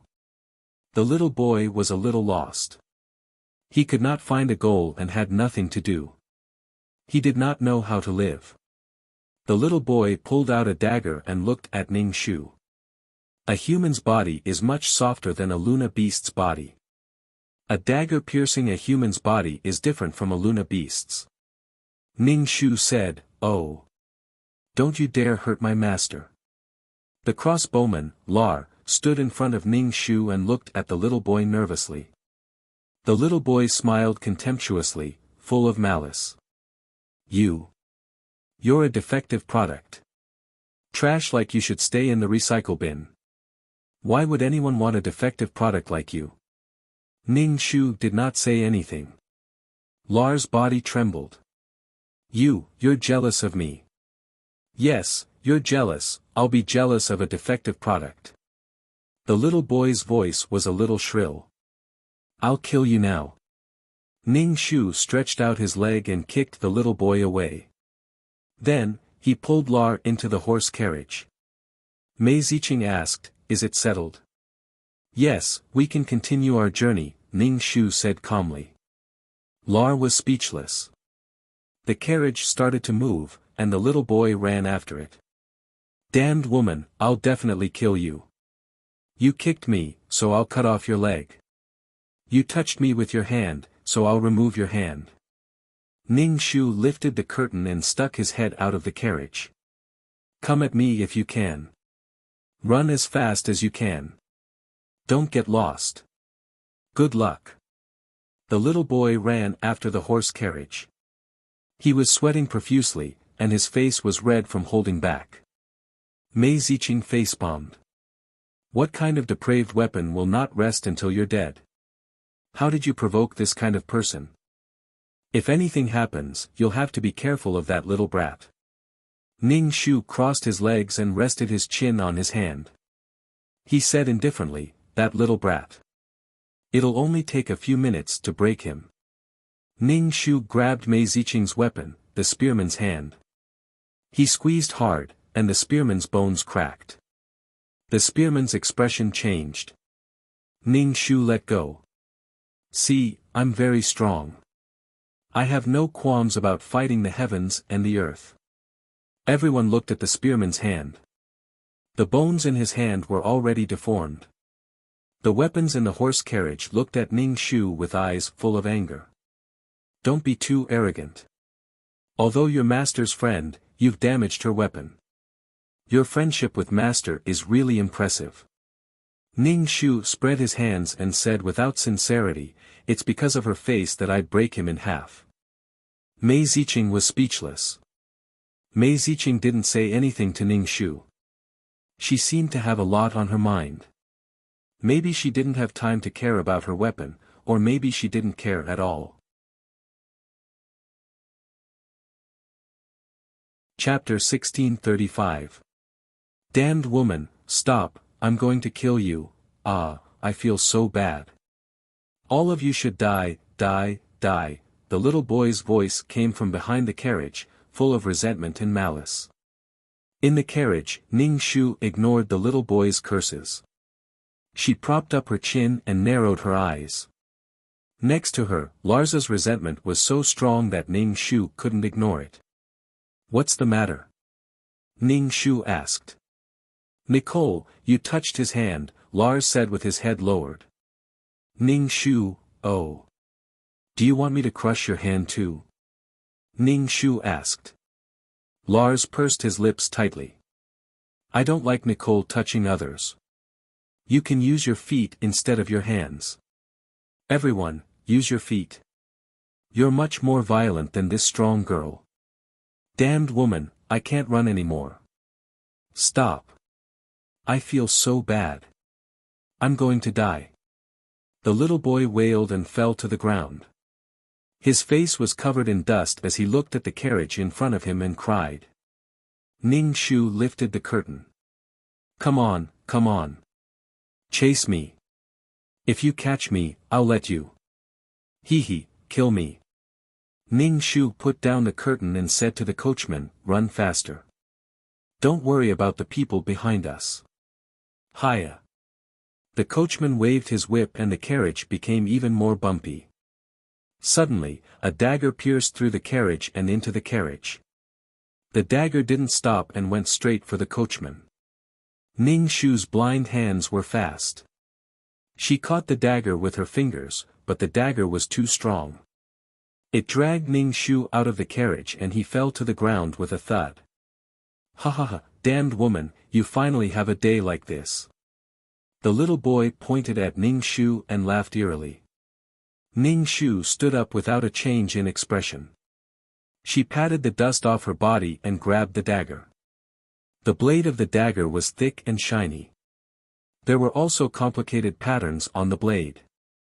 In short, it was very beautiful. "Give it back to me." The little boy looked at Ning Shu gloomily. "Sure." Ning Shu flicked the dagger and threw it at the little boy's head. The little boy chuckled and held the dagger. "My things won't hurt you." "Oh, so you are a dagger." Ning Shu stared at the little boy. Don't treat my tolerance as fun. If there's a next time, I'll break you in half and crush you into powder. Ning Shu clenched his fists and cracked his knuckles. Wah wah wah, why? The little boy sat on the ground and cried loudly. Ning Shu ignored him and got into the carriage, saying, "We can go now." It was a tough journey. After a few days, they would occasionally come across a small town where they could wash up and replenish their supplies. Mei Ziqing's 5 weapons appeared to be impatient, and the atmosphere was restless. It was easy to encounter Luna beasts in the wild. If they wanted to eat, they had to hunt by themselves. In the past, these weapons only needed to hunt half-dead Luna beasts for food. Now, it was more difficult to hunt by themselves. The wear and tear of the weapons would make them feel uncomfortable. It was like a person doing heavy work. Their bodies would feel uncomfortable, and they would suffer from illnesses. Therefore, the 5 weapons did not look good and had many complaints about Mei Ziqing. The other weapons asked the spearmen to ask Mei Ziqing when they could reach that place. How much longer do we have until we reach this place? The spearman asked Mei Ziqing with a grim expression. Encouraged by the weapons, he asked. Ning Shu drank the meat soup and looked at the spearman impatiently. There was a hint of disgust in his eyes. Ning Shu felt that Mei Ziqing knew that the weapons who entrusted him liked the spearman. It seemed that the spearman saw this as a disgrace. Mei Ziqing said calmly, "Of course I have something to do. You are my weapons. You should follow me wherever I go. Do you have any objections?" The spearman's expression froze. He turned and walked towards the 4 weapons with an ashen face. Ning Shu held the bowl and said to Mei Ziqing, "I finally know what's up with these weapons. They are all spoiled. They don't have to worry about food and clothing. They only need to finish the hunt. They also get a lot of money. They enjoy such a life, but they also want dignity and freedom. You really want them to kill each other to gain the dignity of the weapons. They are making a fuss again." He wanted to be a man, but he also wanted the dignity of a man. Mei Ziqing nodded and did not say anything. Ning Shu drank the soup and glanced at Mei Ziqing's wrist. The red mark was more obvious now. It looked like a red string bracelet. This bracelet looked familiar. Ning Shu thought for a moment and asked, "This is the string of affection, right?" Ning Shu pointed at Mei Ziqing's wrist. Mei Ziqing covered her wrist with her sleeve and nodded. It is the string of affection. The string of affection was a tool that could make 2 people fall in love. Especially in the same plane, the string of affection would guide them. The closer they were, the hotter the string of affection would be. Some couples would wear the string of affection after falling in love to show their loyalty. Only when one party died and the string of affection was broken would the string of affection lose its effect. Firstly, it could be used as a love token. 1 red string for each person. It was beautiful and romantic. Secondly, it could sense the location of the person in love. If they were in the same plane, the string of affection would guide them. Wearing this was equivalent to a promise. It was like 2 people wearing handcuffs. As long as they were alive, the seas would run dry and the rocks would crumble. Back then, Zhang Jiasen had wanted to trick her into wearing it. It seemed that Mei Ziqing was not the only one in this world. There was another mission enforcer who had a close relationship with Mei Ziqing. It could be her lover. Ning Shu said, "We are companions now. You have to tell me what might happen next. Otherwise, I will leave." Ning Shu stood up. Mei Ziqing reached out and grabbed Ning Shu's wrist. Ning Shu sat down. "As you can see, there is another mission enforcer in this world. He is my lover. More accurately, he is my ex-boyfriend," Mei Ziqing said. Ning Shu was speechless. He had never heard of Mei Ziqing having a boyfriend before.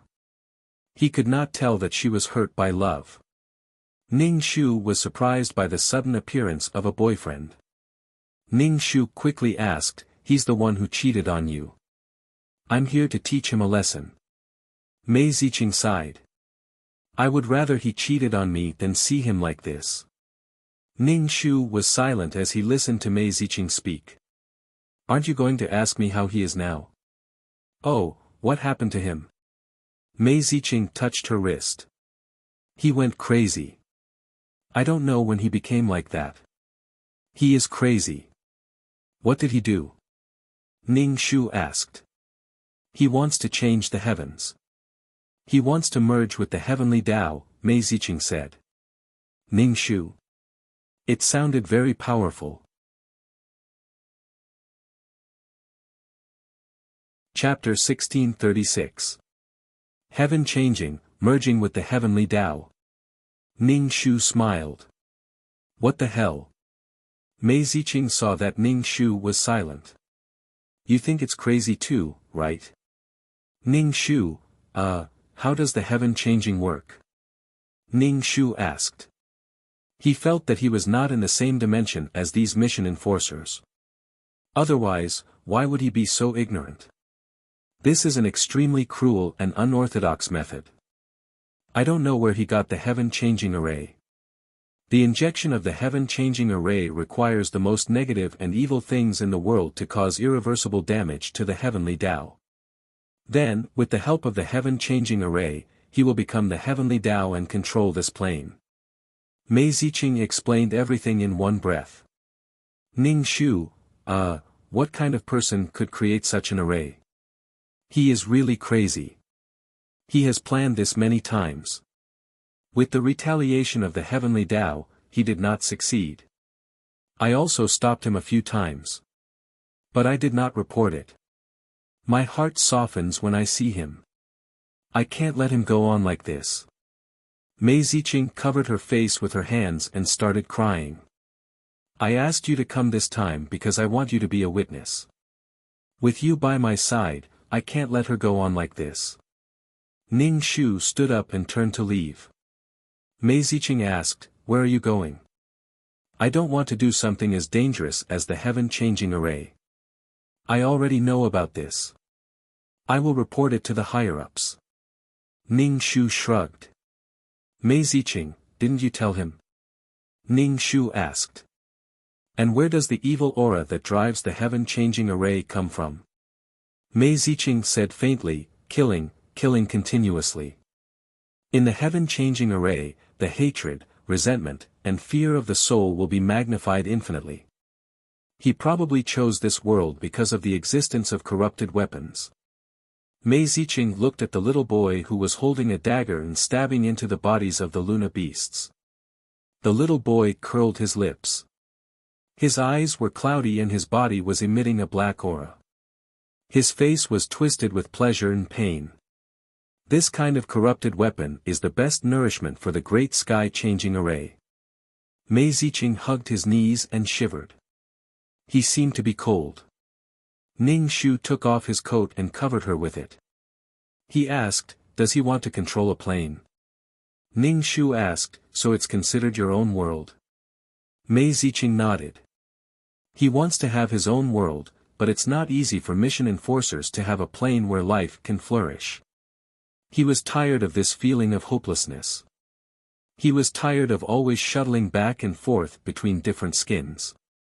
The life of a mission enforcer is too long. Immortality is both a blessing and a punishment.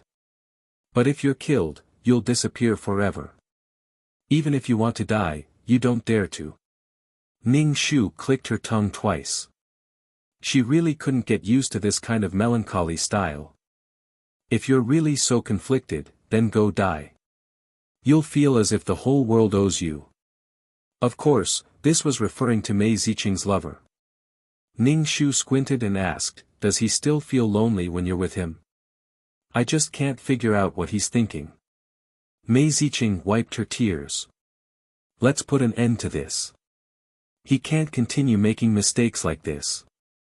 My indulgence and soft-heartedness will only make him go further down this path." Mei Ziqing held Ning Shu's hand. Please come with me. Ning Shu pulled his hand away. It's too dangerous. I'm not going. With what your boyfriend has done, he'll definitely be killed, Ning Shu said. Mei Ziqing's face was pale. I know. He's not him anymore. He's already gone mad. He's been invaded by evil energy. He's not him anymore. Ning Shu said, oh. Mei Ziqing, I feel like I'm in a pickle. This was supposed to be between you two, but now I'm involved. How you want to end your relationship is your problem. If I really report it, the higher-ups will send someone to kill your lover. When you think of your lover and keep beautifying him, you'll blame me for killing him. I'm not going to take the blame. Ning Shu waved his hand and said directly. Mei Ziqing looked bitter before. Now that she heard Ning Shu's words, she couldn't help but laugh. You're really. This isn't just about my lover. It's about the plane. I'm wrong about this. I'll deal with it myself. I've dragged you into this. When I looked for you, I wanted someone to be a bystander. It seems like I have to deal with it myself. Ning Shu spread his hands. This is something you should deal with. Mei Ziqing propped up her chin and looked at the stars. Do you know? He was already a gentle person, but now he's become so crazy and evil. Ning Shu was about to doze off. Forgive me for being blunt. Your man doesn't mind eternal loneliness. He just wants to take a shortcut to get a plane. Since it was eternal life, having some time to do what he wanted was just a waste of time. Since it was eternal life, was he afraid of not having enough time? Mei Ziqing, there's a limit to a person's bottom line. Faced with the temptation of getting a plane, he couldn't control himself, Mei Ziqing said lightly. Ning Shu, oh. You've really made up your mind. You were defending him just now. Ning Shu asked. He felt like he had gotten himself into trouble. Me defending him doesn't conflict with me stopping him from making mistakes. Ning Shu, there was no doubt in this conversation. She was really in the wrong. Ning Shu stood up. I'm going to rest. I don't want to get involved in this. Mei Ziqing lowered her head and apologized. I'm sorry. If there's no one around, I might be soft-hearted towards him. I can't watch him make mistakes. I'm afraid he'll be killed and disappear forever. Ning Shu, phew, he was cursing in his heart. Ning Shu shouted at the blackened weapon that was torturing the Luna beast's corpse. Poke your head. What did the corpse do to you? Why do you look like you've been betrayed by the whole world? Who are you trying to impress? You're sick. If you're sick, go home and take your medicine. The kid who poked the corpse, Ning Shu wanted to climb up a tree to rest. Lars lifted Ning Shu and Ning Shu up the tree. Ning Shu looked at Mei Ziqing under the tree. This incident made Ning Shu very unhappy. Mei Ziqing, I don't like you like this. You used to be so carefree. I can't bear to see you like this, Ning Shu said directly. Ning Shu had to consider whether he should continue to interact with Mei Ziqing in the future. Mei Ziqing lifted her head. Ning Shu smiled. I've always been carefree. It's just that there are some things that I can't do. If you want to kill someone who loves you with your own hands, the person you love, what would you do? Mei Ziqing asked Ning Shu. Chapter 1637. There were two reasons to kill your lover. One was love, and the other was morality. If they didn't stop it, who knew how long this massacre would continue? Mei Ziqing's lover seemed to have gone crazy. She went from a gentle person to a crazy person. What are you going to do? Mei Ziqing looked up at Ning Shu, who was sitting on the tree.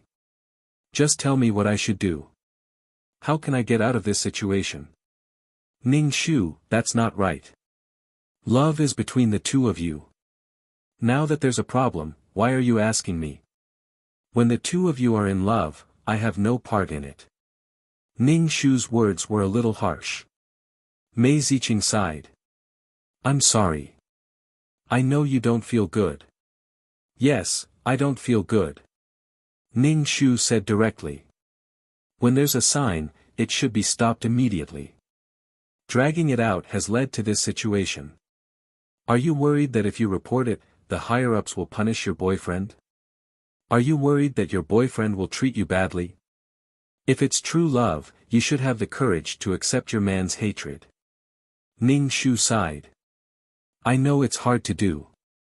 After all, I haven't experienced this kind of thing.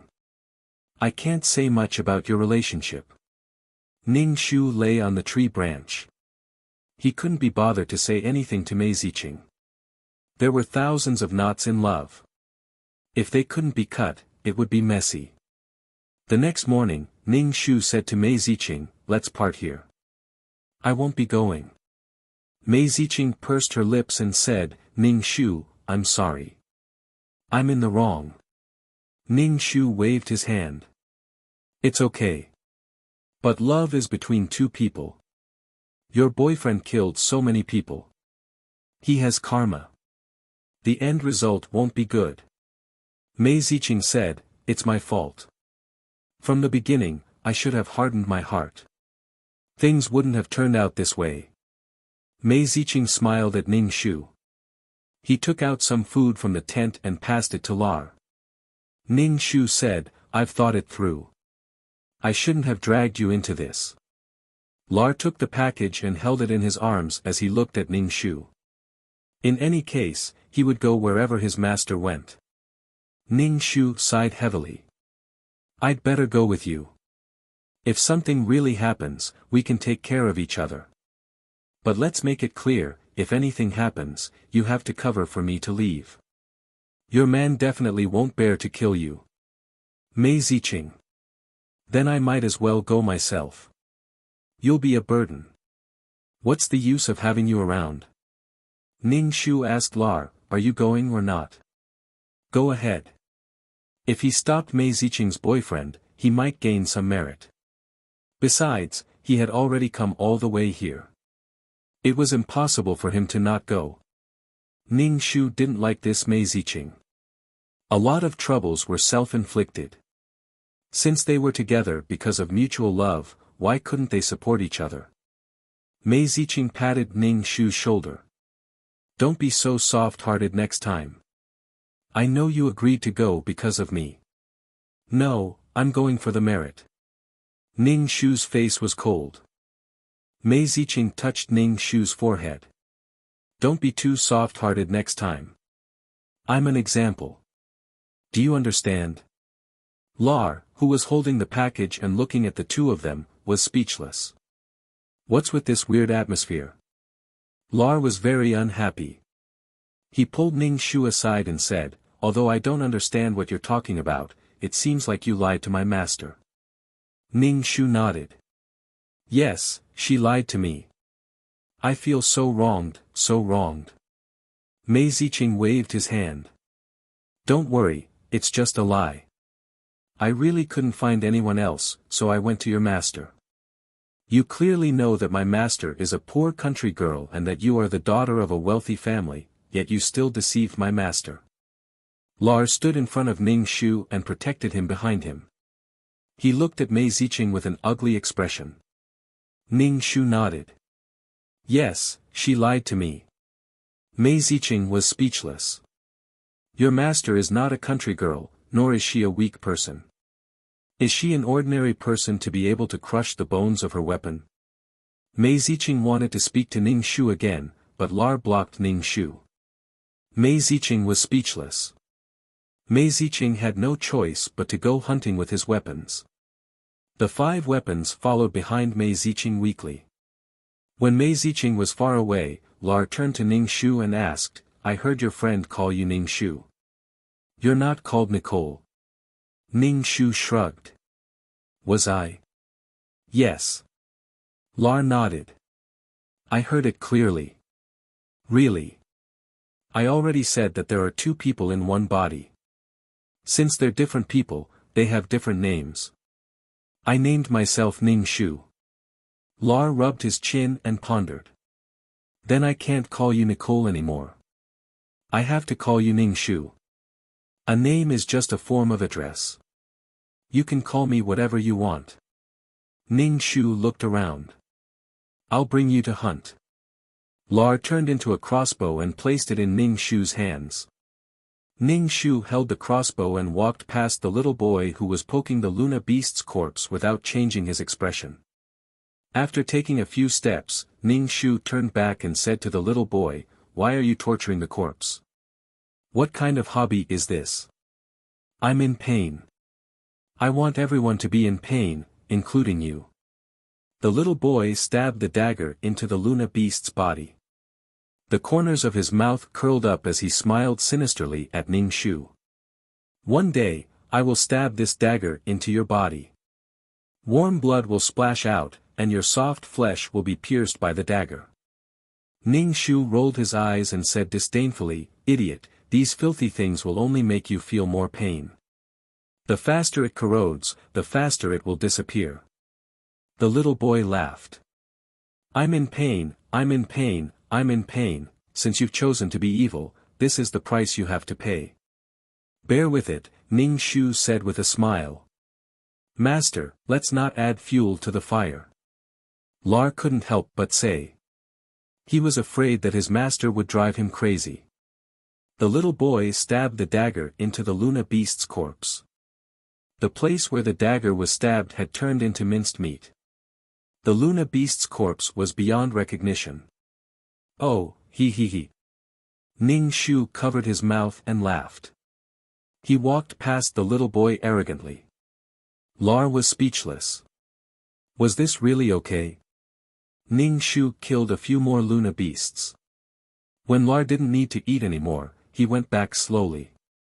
When he returned to the bonfire, Mei Ziqing had already returned. However, all 5 of her weapons were injured. They were just hunting. How did they end up like this? Mei Ziqing looked indifferent. She didn't heal the weapons.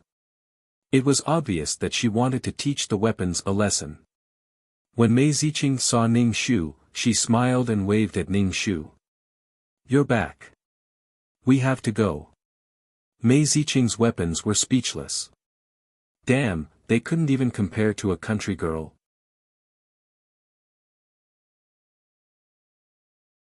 Chapter 1638. It wasn't that Mei Ziqing's weapons didn't sense the change in their users' attitudes. But based on their previous experience, they would always coax them and apologize if they did something overboard. That cowardly user would forgive them. But now, when they were hunting, the user didn't seem to care about them. She just chopped at whatever was hard. The 5 weapons suffered a lot because of the wear and tear. They had never suffered like this before. Even the spear squad that the user liked was not surprised. They didn't escape the fate of being abused. Now that they saw the user treating a country girl with such a kind attitude, the 5 weapons were indignant. They looked at Ning Shu with displeasure. Ning Shu ignored their gazes and boarded the carriage. The little boy also climbed into the carriage. Ning Shu stretched out his leg, wanting to kick him down.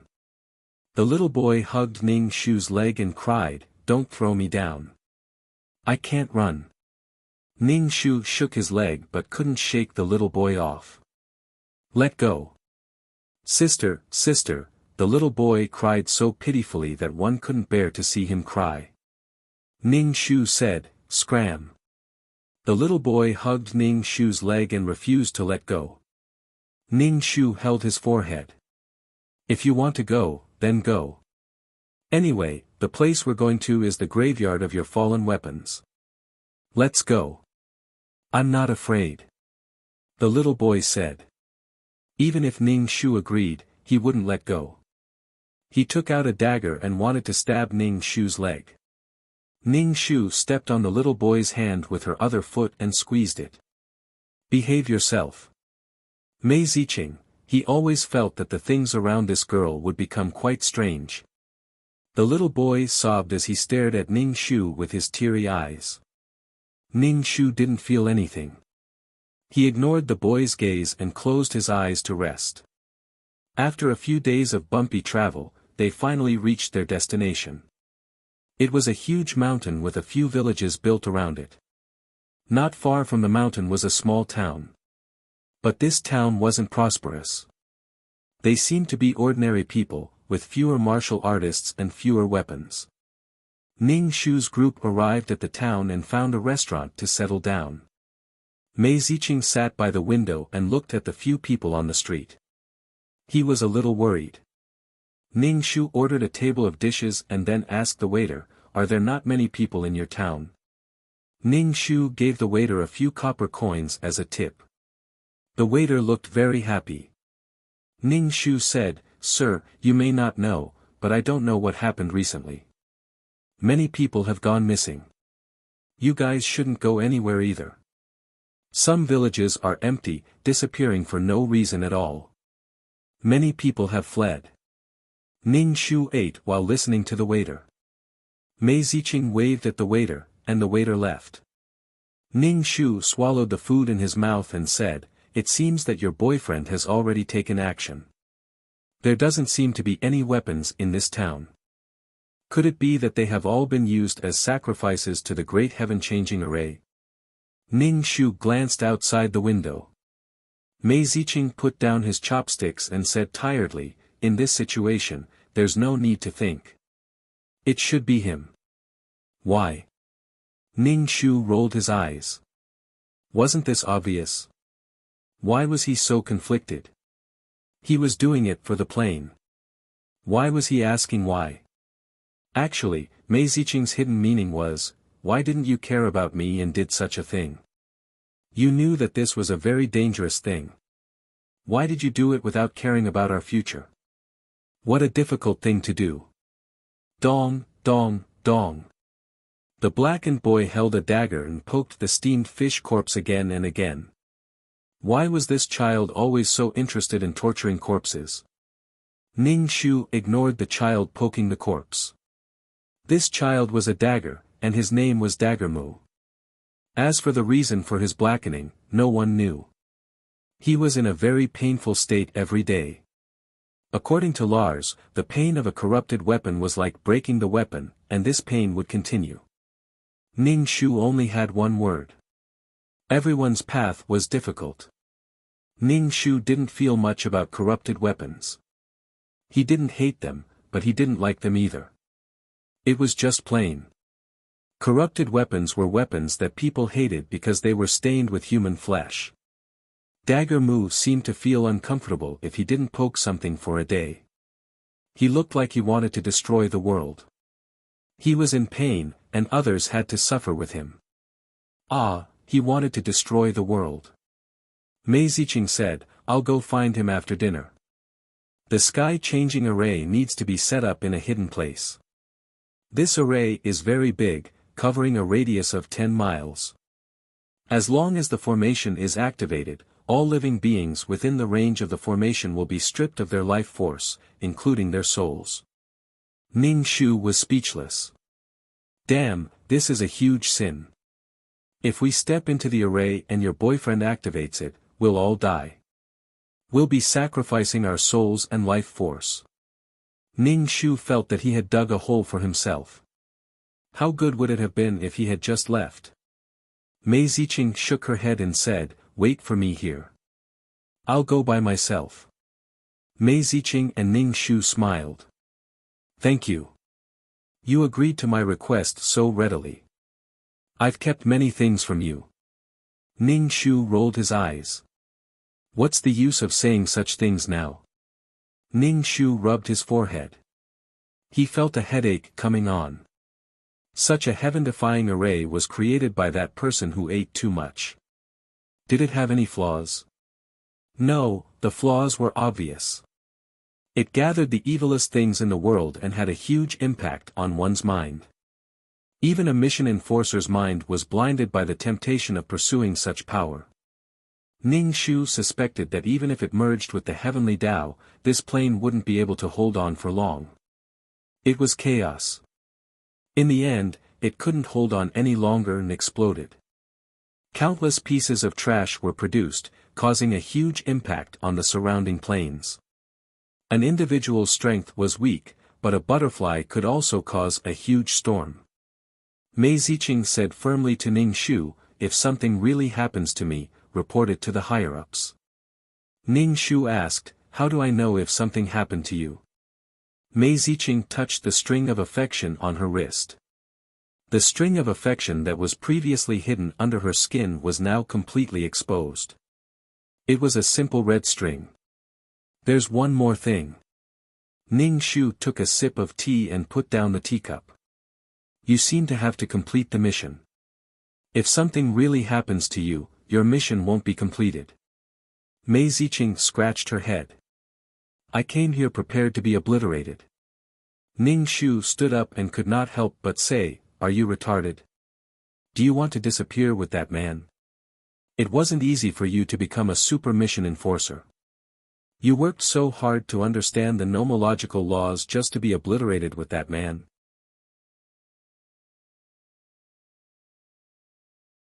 Chapter 1639. When Ning Shu heard that Mei Ziqing was prepared to be obliterated, he felt very uncomfortable. "I really don't like the way you are now. Since you've made up your mind, don't drag things out. You know that there's no turning back, so what are you still hoping for? Your lover's mind is so lost that he might not even recognize you, yet you still want to disappear with him. Don't tell me that this is your wish. If we die together. You have to think carefully.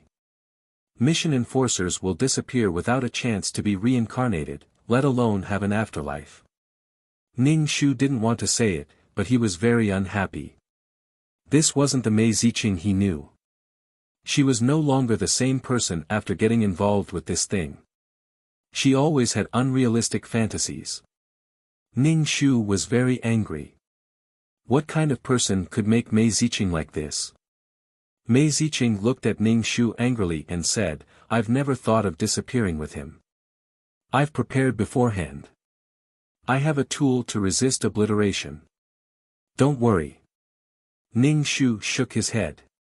"I'm not worried. I just feel like you've been taken over by someone. You're not the Mei Ziqing I knew. Indeed, love is all brainless. It was all based on feelings." Mei Ziqing was speechless. "I was partly responsible for him becoming like this. If I had stopped him earlier, he wouldn't have become like this. This matter will always be in my heart. It will slowly grow into a tumor. I can't watch him go crazy anymore. He's always wanted to get rid of his identity as a mission enforcer. But how can it be so easy? You either become strong or disappear completely." Mei Ziqing's face was pale. The strings of affection on her wrist shone with a bright red light. Mei Ziqing's lover should be nearby, no matter how far she was, given such a huge reaction from the strings of affection. Ning Shu asked, "Have you reported this matter to the higher-ups? Don't tell me you haven't reported it and are going to find your lover yourself. Little sister, please calm down." Mei Ziqing remained silent. Ning Shu facepalmed. "You didn't report it, did you? Mei Ziqing, what are you trying to do?"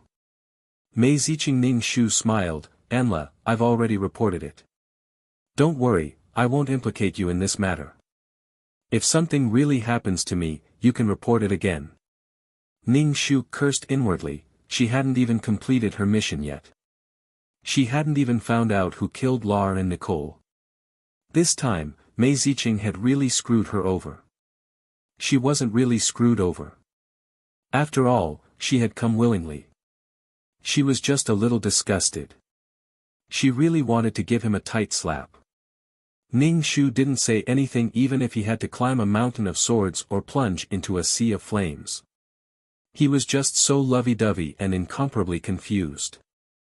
Things that even the person involved couldn't decide were the most annoying. If she made a move, she would resent her in the future. However, she wasn't the person involved, so she definitely wouldn't understand how it felt. Can only hang high, but that didn't stop her from making sarcastic remarks. Wahahaha, they ate their meal very slowly. The sun was about to set. It seemed like they wouldn't be able to go today. Mei Ziqing still had a whole night to think about. They stayed at the inn. When night fell, the entire town was very quiet. There wasn't a single person on the streets. There wasn't even the sound of the night watch. It was like a ghost town. Ning Shu and Lar were in the same room. Ning Shu slept on the bed while Lar slept on the floor. There was also a corrupted weapon, Dagger Mu, squeezed together with Lar. It was laughing under the blankets, hugging Lar, making Lar very uncomfortable. Corrupted weapons were a type of disgusting existence that normal weapons didn't like. Corrupted weapons would make normal weapons restless. Affected. Ning Shu grabbed Dagger Mu's collar. "Don't come near my weapon." Dagger Mu didn't struggle as Ning Shu grabbed him by the collar. He lowered his limbs and raised his head. Ning Shu laughed, his face full of malice and mockery. "Why are you afraid of me coming near your weapon? If you really trust and are loyal to each other, no matter how much I encourage it, it won't turn evil and eat your flesh. No matter how scared you are." Ning Shu loosened his grip and Dagger Mu fell to the ground. Ning Shu stepped on him, crushing him. "What's there to be afraid of? I've never doubted my weapon's character. It's just that when a toad falls on the instep, it doesn't bite but it's disgusting." Dagger Mu was still laughing as Ning Shu stepped on him. "It's hypocritical and disgusting humans like you that are the most annoying. Ning Shu, oh. I also hate people like you the most. When you get hurt a little, you feel like the whole world has betrayed you. It's just a small matter." Ning Shu stepped on Dagger Mu's face. Dagger Mu, he had never seen such a cruel woman. She trampled on his dignity. "I'll fight you to the death." Pfft, he stepped on Dagger Mu's face again. "Dagger Mu, damn woman, I'm going to kill you." Ning Shu kicked Dagger Mu away and said to Lar, "If he comes near you again, kick him away. You're just making yourself suffer." Lar nodded. "Got it." Ning Shu made a trumpet with his hand and said loudly to Lar, "Don't talk to this coward in the future." "Who are you calling a coward?" Dagger Lar stood up with his head lowered and his arms hanging by his side. Ning Shu made a trumpet with his hand and shouted at Dagger Mu, "I'm talking about you, coward.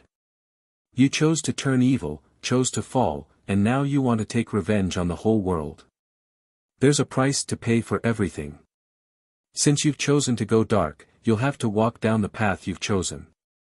Choosing to fall meant that he no longer needed to be controlled by others, and he didn't need humans to help him hunt. Shouldn't there be a price? People always blame their failure on the environment. I was forced to do this. I found many excuses for my failure. Dagger Mu laughed. "A woman who only knows how to say disgusting things. What do you know?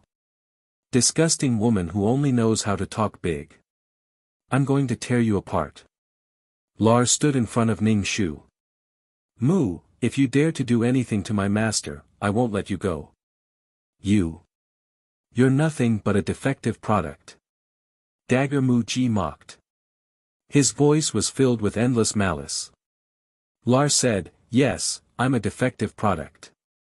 Do you have a problem with that? Why don't a piece of trash like you die? Why don't you die? Die. You're really a disgusting thing. Die. Dagger Mu screamed. Ning Shu, it seemed that she had nothing to do with this anymore. The two weapons started to quarrel. "How long are you going to be so stubborn? Can't you talk nicely?" Lar punched Lar in the head.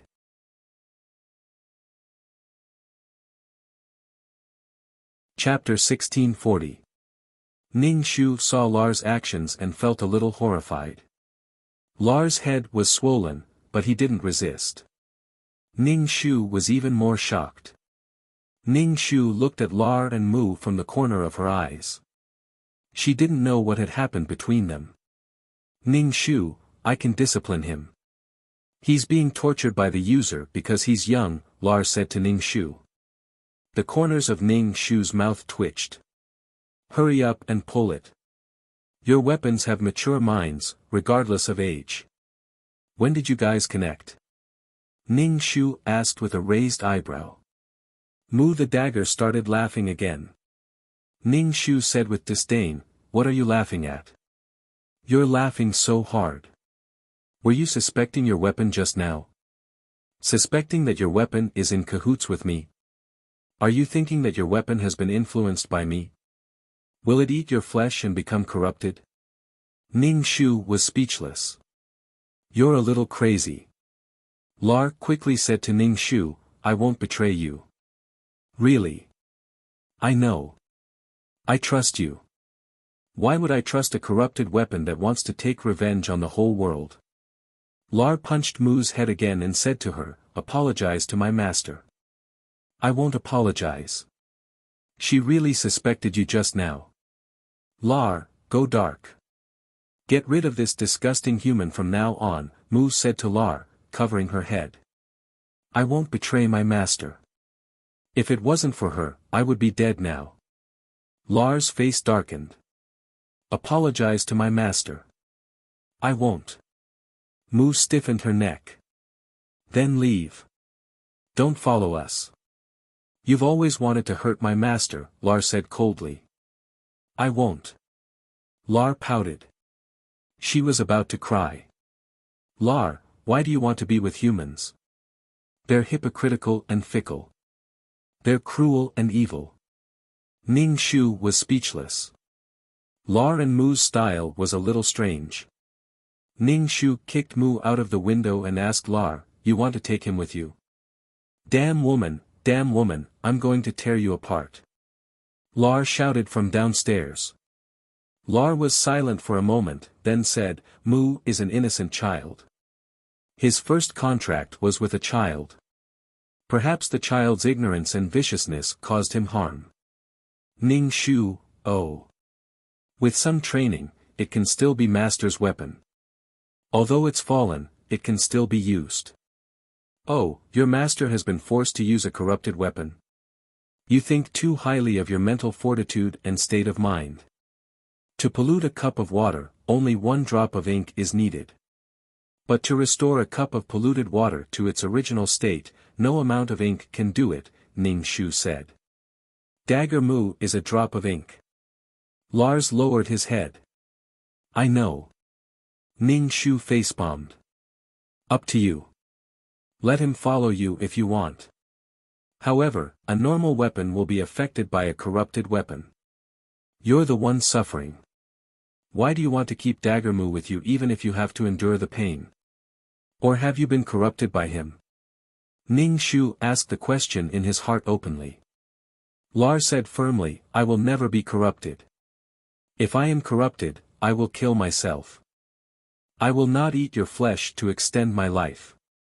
Ning Shu was tired. A corrupted weapon was randomly thrown in, and it seemed that this corrupted weapon was always trying to poach him. And Lars seemed to want to use this weapon for his own use. You want to use love to influence him? Ning Shu lay on the bed and asked, let him feel that there is true love in this world. Lar. I just feel that he is a child who is throwing a tantrum. I don't want to influence him. Master can use sex, Lar said. I'm so tired. Ning Shu waved his hand. Dagger Mu went upstairs and roared at Ning Shu on the bed, I'm going to kill you. Kill you. Lar's face darkened. Don't speak so loudly. Dagger Mu's expression froze. He lowered his voice and whispered, damned woman, I'm going to kill you. Kill you. You can't call me master. Damned woman, she has a name. You can't say that you're going to kill her, Lar said. Dagger Mu was impatient. Lar, go ahead. I will protect you from now on. You don't have to follow this human. Ning Shu looked back and forth between Lar and Dagger Mu. He had some guesses. People always said that birds of a feather flocked together. Dagger Mu considered Lar to be one of his kind. Lar was a defective product, while Dagger Mu was a corrupted weapon. Loneliness and Lar's attitude made Dagger Mu hold on to Lar tightly. Compared to other weapons, Lar's attitude towards Dagger Mu was much better. He even had the air of a strict elder brother. Ning Shu held his forehead and closed his eyes to rest. He ignored the two weapons. Was it good or bad to have this corrupted weapon by his side? The next morning, Mei Ziqing had her breakfast.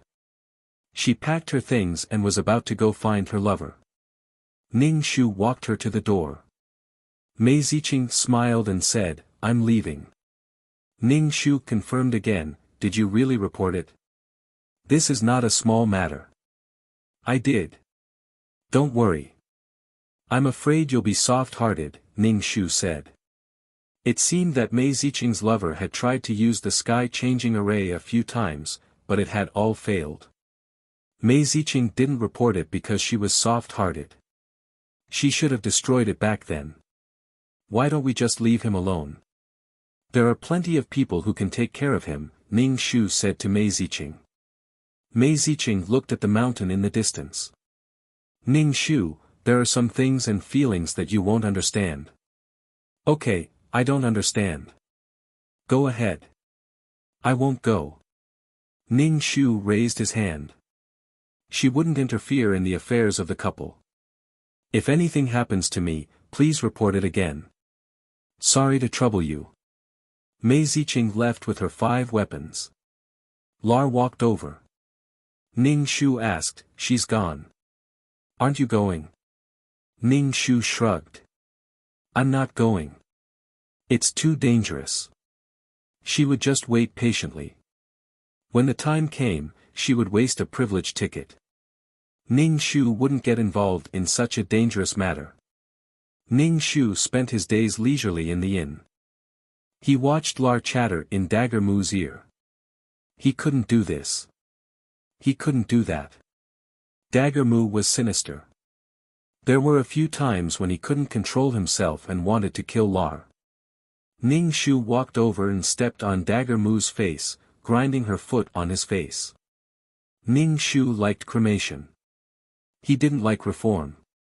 Mei Ziqing left for 2 days without any news. Ning Shu said, "Ask Mei Ziqing how she's doing. Be polite." 2333 nodded. After a while, he replied, "She's still in the mountains. I haven't found her." Ning Shu held his chin. With the guidance of the strings of affection, how could they not find her? Ning Shu was getting impatient. Her mission hadn't been completed yet.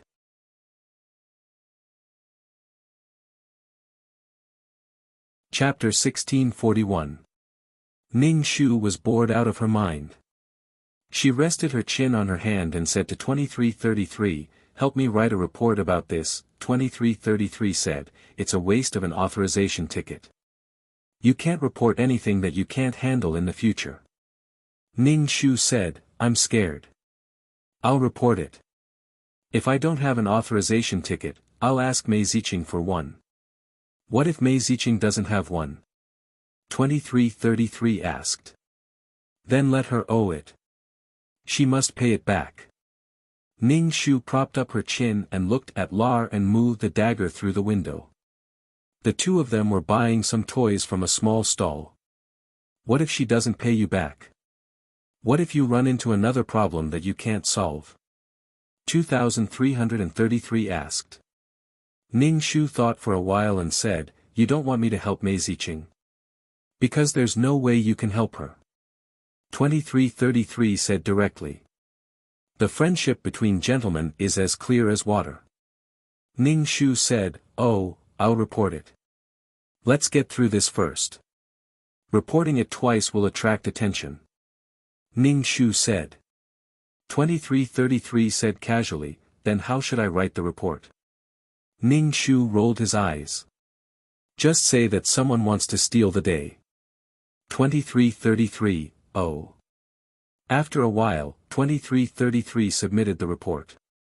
Ning Shu said, "There's only one authorization ticket. It's okay if there's none. There'll be more." Ning Shu said casually. Ning Shu drank tea and ate sunflower seeds. He looked out the window and practiced his ultimate martial arts. Multitasking, so easy. To be honest, Ning Shu didn't dare to practice ultimate martial arts. He was afraid that his body would become a black hole because his energy center was getting deeper and deeper. It was like a vast universe.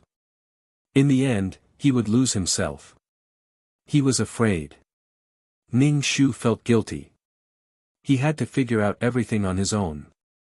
Ning Shuchao said to 2333, "Ask Mei Ziqing's system, how is Mei Ziqing now?" 2333 said, "Can you not ask so often? Talking like this is a waste of the system's power.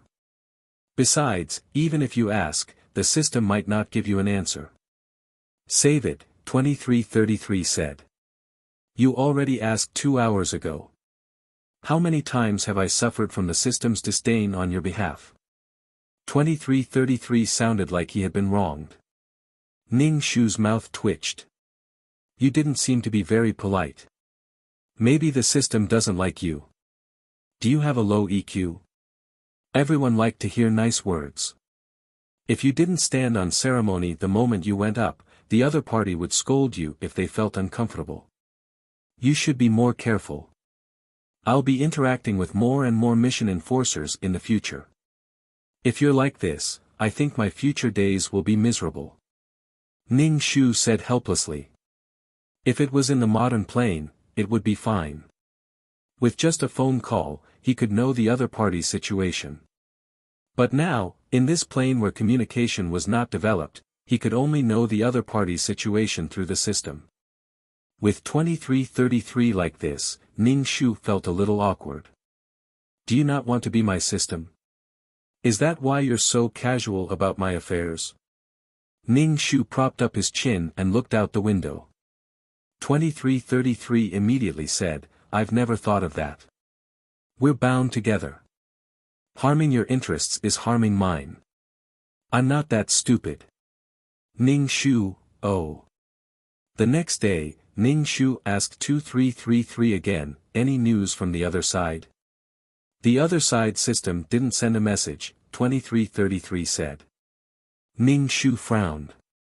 Why was there no news at all? Could it be that the two of them had gone to live together?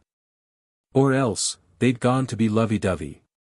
"Burn a couple to death, oh utensils." The waiter served breakfast and said to Ning Shu, "Sir, please renew your bill." Ning Shu, didn't the previous person pay? Mei Ziqing had leaked a little bit of money. It was enough for her to stay for 10 days to half a month. Mei Ziqing didn't pay. She was too muddle-headed. She did. It seems that the lady wanted her weapon back. She said she couldn't stay for that long. The waiter said. Ning Shu, what did she look like? Red hair. Spear class. Ning Shu rolled her eyes. She guessed that he was still holding a grudge against her for crushing his hand. Mei Ziqing definitely didn't notice. It seemed that he had been using his own money to eat and drink recently.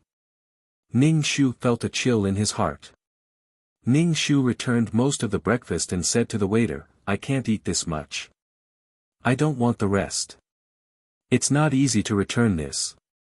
Ning Shu licked the plate clean. When it was time to check out, the manager was calculating on the abacus. Ning Shu took out all his savings, but it still couldn't make up for the past few days of eating and drinking. Ning Shu stared at the dagger class. "Do you have money? You're staying in the room." Dagger Mu Jia Jia laughed. Ning Shu laughed like an owl. "What are you laughing at? Do you have money?" "No." Lar took out some money from his body. Ning Shu asked, "Where did you get it?" "I saved it." "Did you forget that I've been collecting the money from selling the beast cores?" Lar said to Ning Shu. Lar was really a good man. After leaving the inn, Ning Shu wandered around the streets with his 2 weapons. He found a place to sit down. He was sleeping on the streets again. What a bad life. "Huh, Lar, go dark. Your master is so poor that he doesn't even have money. If you go dark, I'll protect you. Dagger Mu encouraged Lar again. Lar said indifferently, I used to be in the recycling station. I just slept on the streets. Dagger Mu fiercely glared at Ning Shu. Ning Shu looked at Dagger Mu with disdain. This little guy wanted to steal him from her. Ning Shu stood up and sat down. He sat down and stood up again. He didn't feel comfortable. He asked 2333, what's going on over there? My usage is limited. Can I exchange for something powerful? Ning Shu asked. 2333 nodded. What do you want to exchange for? Ning Shu didn't know what to exchange for. He thought for a moment and said, how about something that's not affected by the formation? Let me see if there's anything in the shop. Wait. Lars saw Ning Shu's expression and asked, did something happen?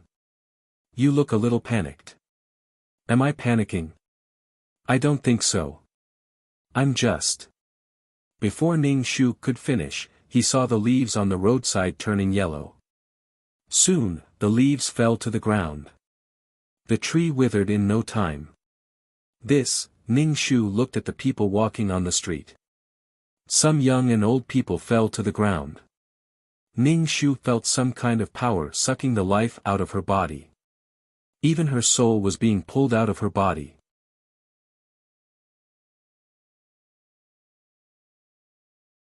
Chapter 1642. More and more people fell to the ground. Their eyes were empty, and all signs of life had been taken away. They had turned into dried corpses. In such a strange situation, Ning Shu instantly thought of the Great Sky-Changing Array formation. Why would the heaven-changing formation appear in the town? Could it be that Mei Ziqing's lover had placed the heaven-changing formation in the town? But there were more creatures in the forest. There were countless trees, plants, animals, and souls. Why would it appear in the town? 2333's voice appeared in Ning Shu's mind. Mei Ziqing told you that her lover had activated the heaven-changing formation. Originally, it only covered about 10 kilometers, but now it has expanded to 50 kilometers. The town is within its range. Ning Shu said, fuck. Mei Ziqing wants you to run. Her lover has put everything on the line. 50 kilometers is the limit of the formation. 2333 Ning Shu said. Ning Shu felt like he was in trouble. How could he run? Before he could escape the range of the formation, his life had been taken away. Ning Shu looked up at the sky. It was gray, and there was something blocking his vision. Lar and Mu were in pain. They held their heads and squatted down. It was very painful to forcibly take one's soul out of one's body. A strong suction force tried to suck Ning Shu's soul out of his body and into the sky. Ning Shu used his qi and drew a talisman on Lar and Mu's foreheads. These talismans could fix the soul in the body. Lar and Ben looked better. They were not in so much pain. But they could only hold on for a while. The power of the formation was getting stronger. Ning Shu could not hold on any longer. It felt like his soul was going to be sucked out of his body at any time. Did you find something that can fix the soul?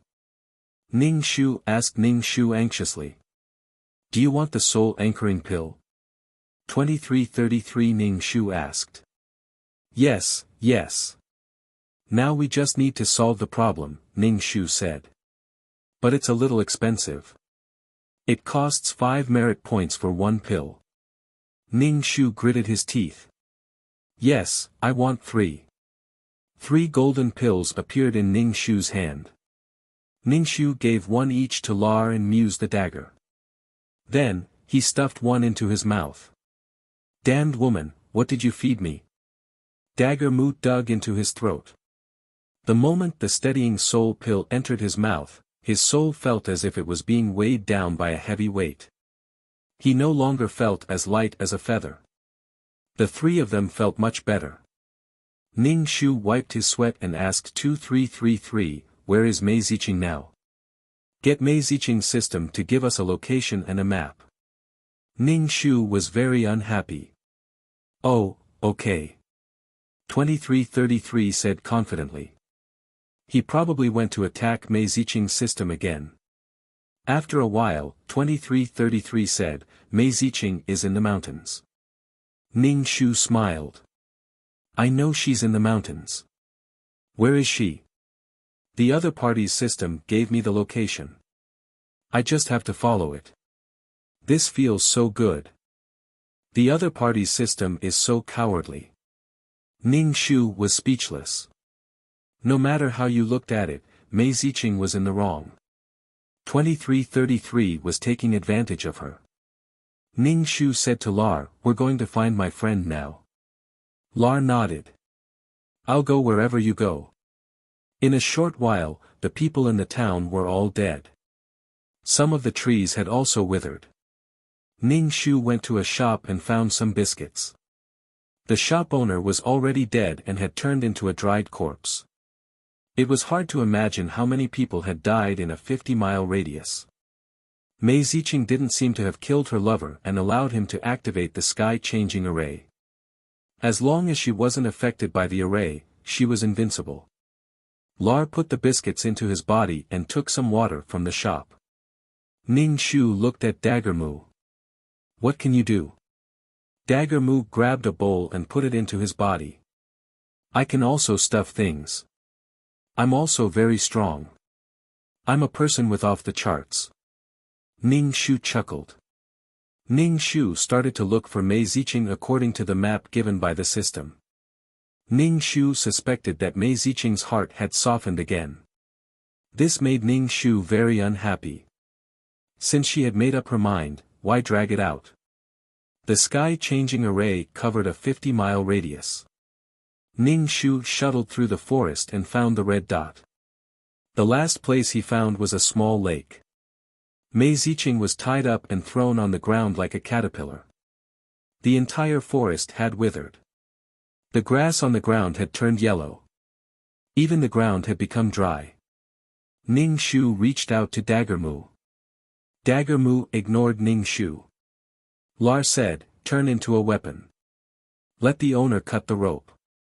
Dagger Mu was very impatient, but he still turned into a dagger. Ning Shu walked over and wanted to cut the rope around Mei Ziqing. However, Ning Shu couldn't cut the rope even after a long time. Mei Ziqing smiled at Ning Shu. Why are you here? Why are you tied up? With your ability, can't you cut the rope? Ning Shu cut the rope. It seemed that the rope was really sturdy. Sigh, all life within a 50-mile radius has been wiped out. Ning Shu sighed. Mei Ziqing didn't know what expression to make. Why are you tied up by him? Is this a bondage play? Mei Ziqing was speechless. Why are you still joking? Don't waste your energy. It can't be cut. This is a product of the system. He's been guarding against me. Mei Ziqing said. Ning Shu looked around and didn't see Mei Ziqing's 5 weapons. Where are the weapons? Ning Shu asked. Mei Ziqing lifted his chin and signaled Ning Shu to look over. Ning Shu looked at the lake. Dead? Turned into scrap metal and thrown into the lake. Killed by him? Ning Shu asked. Mei Ziqing nodded. Killed. Ning Shu grinned. All 5 of his weapons were killed. TSK, Mei Ziqing's mission was already half done. Where's your lover? Ning Shu looked around. What kind of person was he? How should I stop him? Ning Shu looked at the gray sky. Just use violence to defeat him. Where's your man? Ning Shu looked at him from the corner of his eyes. You can't do anything if I tie you up. Mei Ziqing, you're being soft-hearted again. Can't you do something? Ning Shu felt helpless. He's up there. He doesn't have a body now. His soul has fused with the sky-changing array. When he absorbs the life force, the hatred, and fear in his soul, his strength will increase. At that time, the sky-changing array will cover a larger area. Ning Shu was speechless. Good game. Ning Shu used all his strength to pull the rope tied to Mei Ziqing. He wanted to break the rope. It's useless. If I don't do it myself, I can't break it. Mei Ziqing shook his head.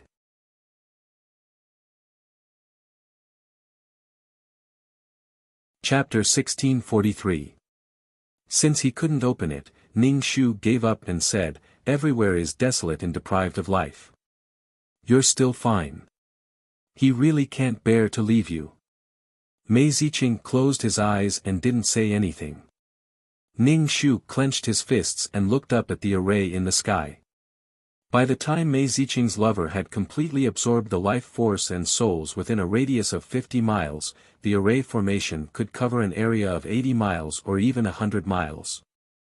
Moreover, the land where the life was absorbed would start to turn into deserts. He had to break the array.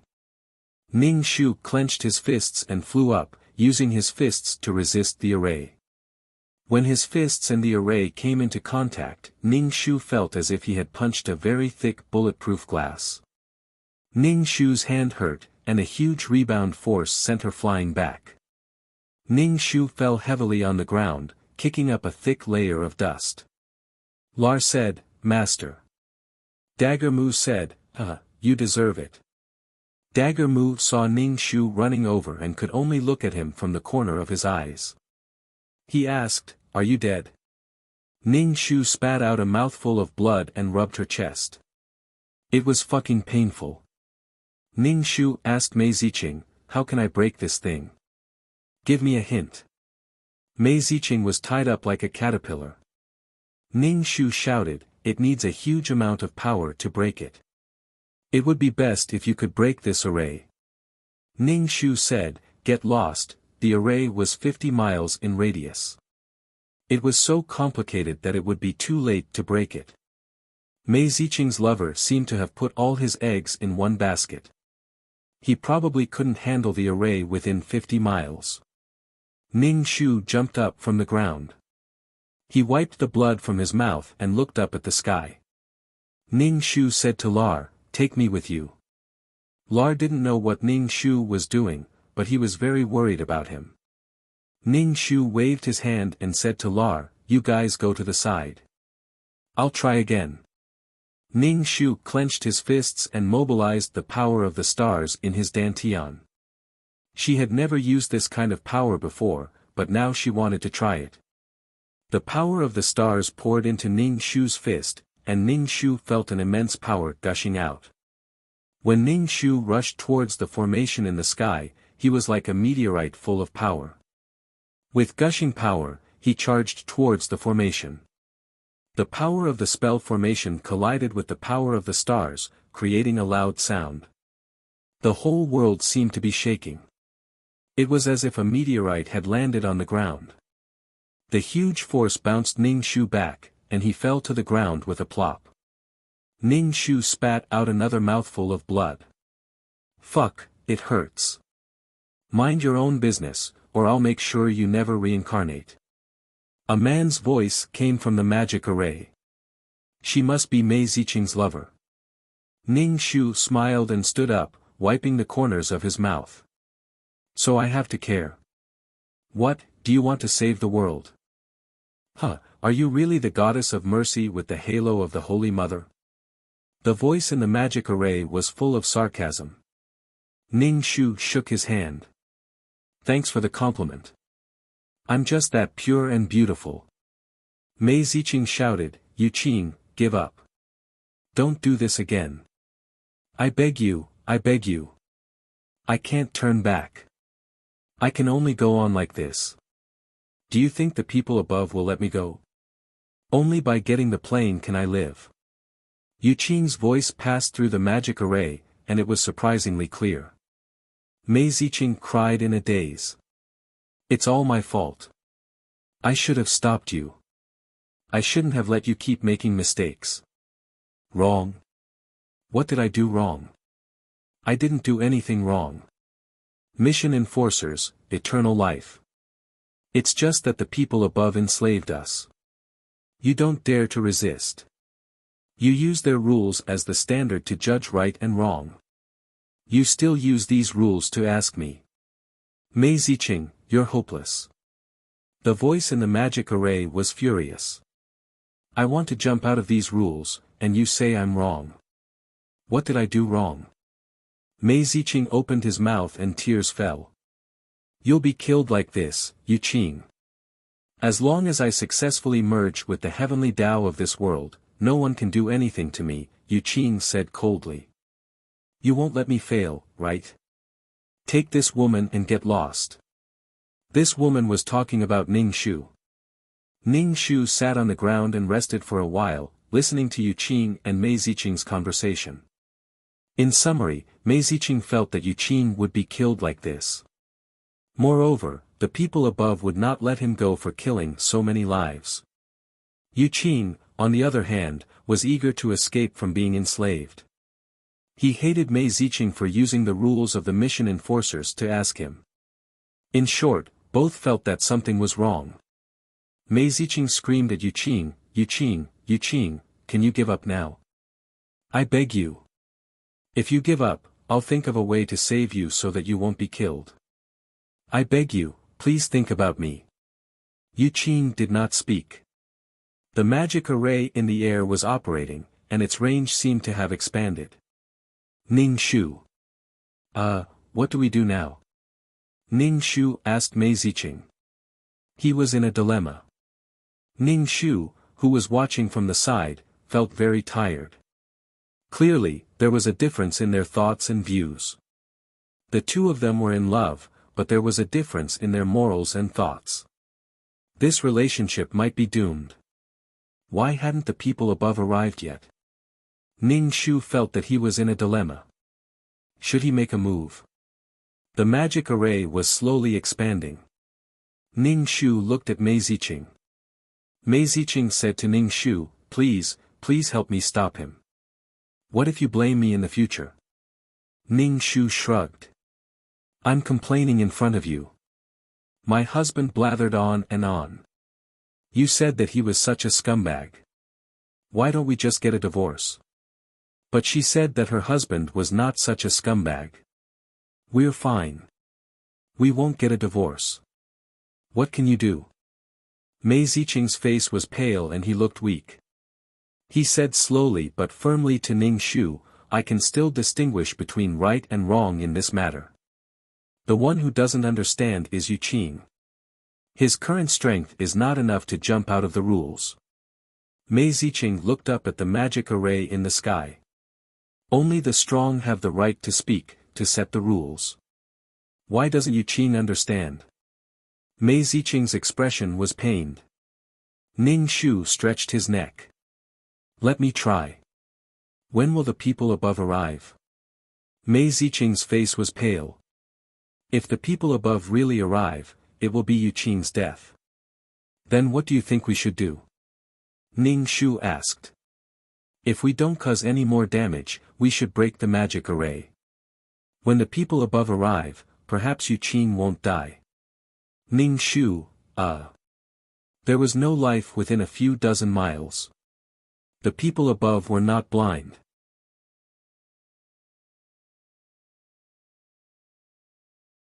Chapter 1644. Ning Shu saw the hope in Mei Ziqing's eyes and couldn't bear to say anything. He clenched his fist and used the power of the stars to attack the array.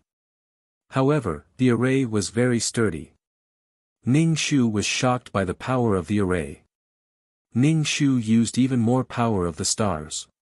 His fist carried the power of a meteorite as it smashed into the array. Every time they collided, the array lit up. The power of the array was about to pull Ning Shu's soul out of his body.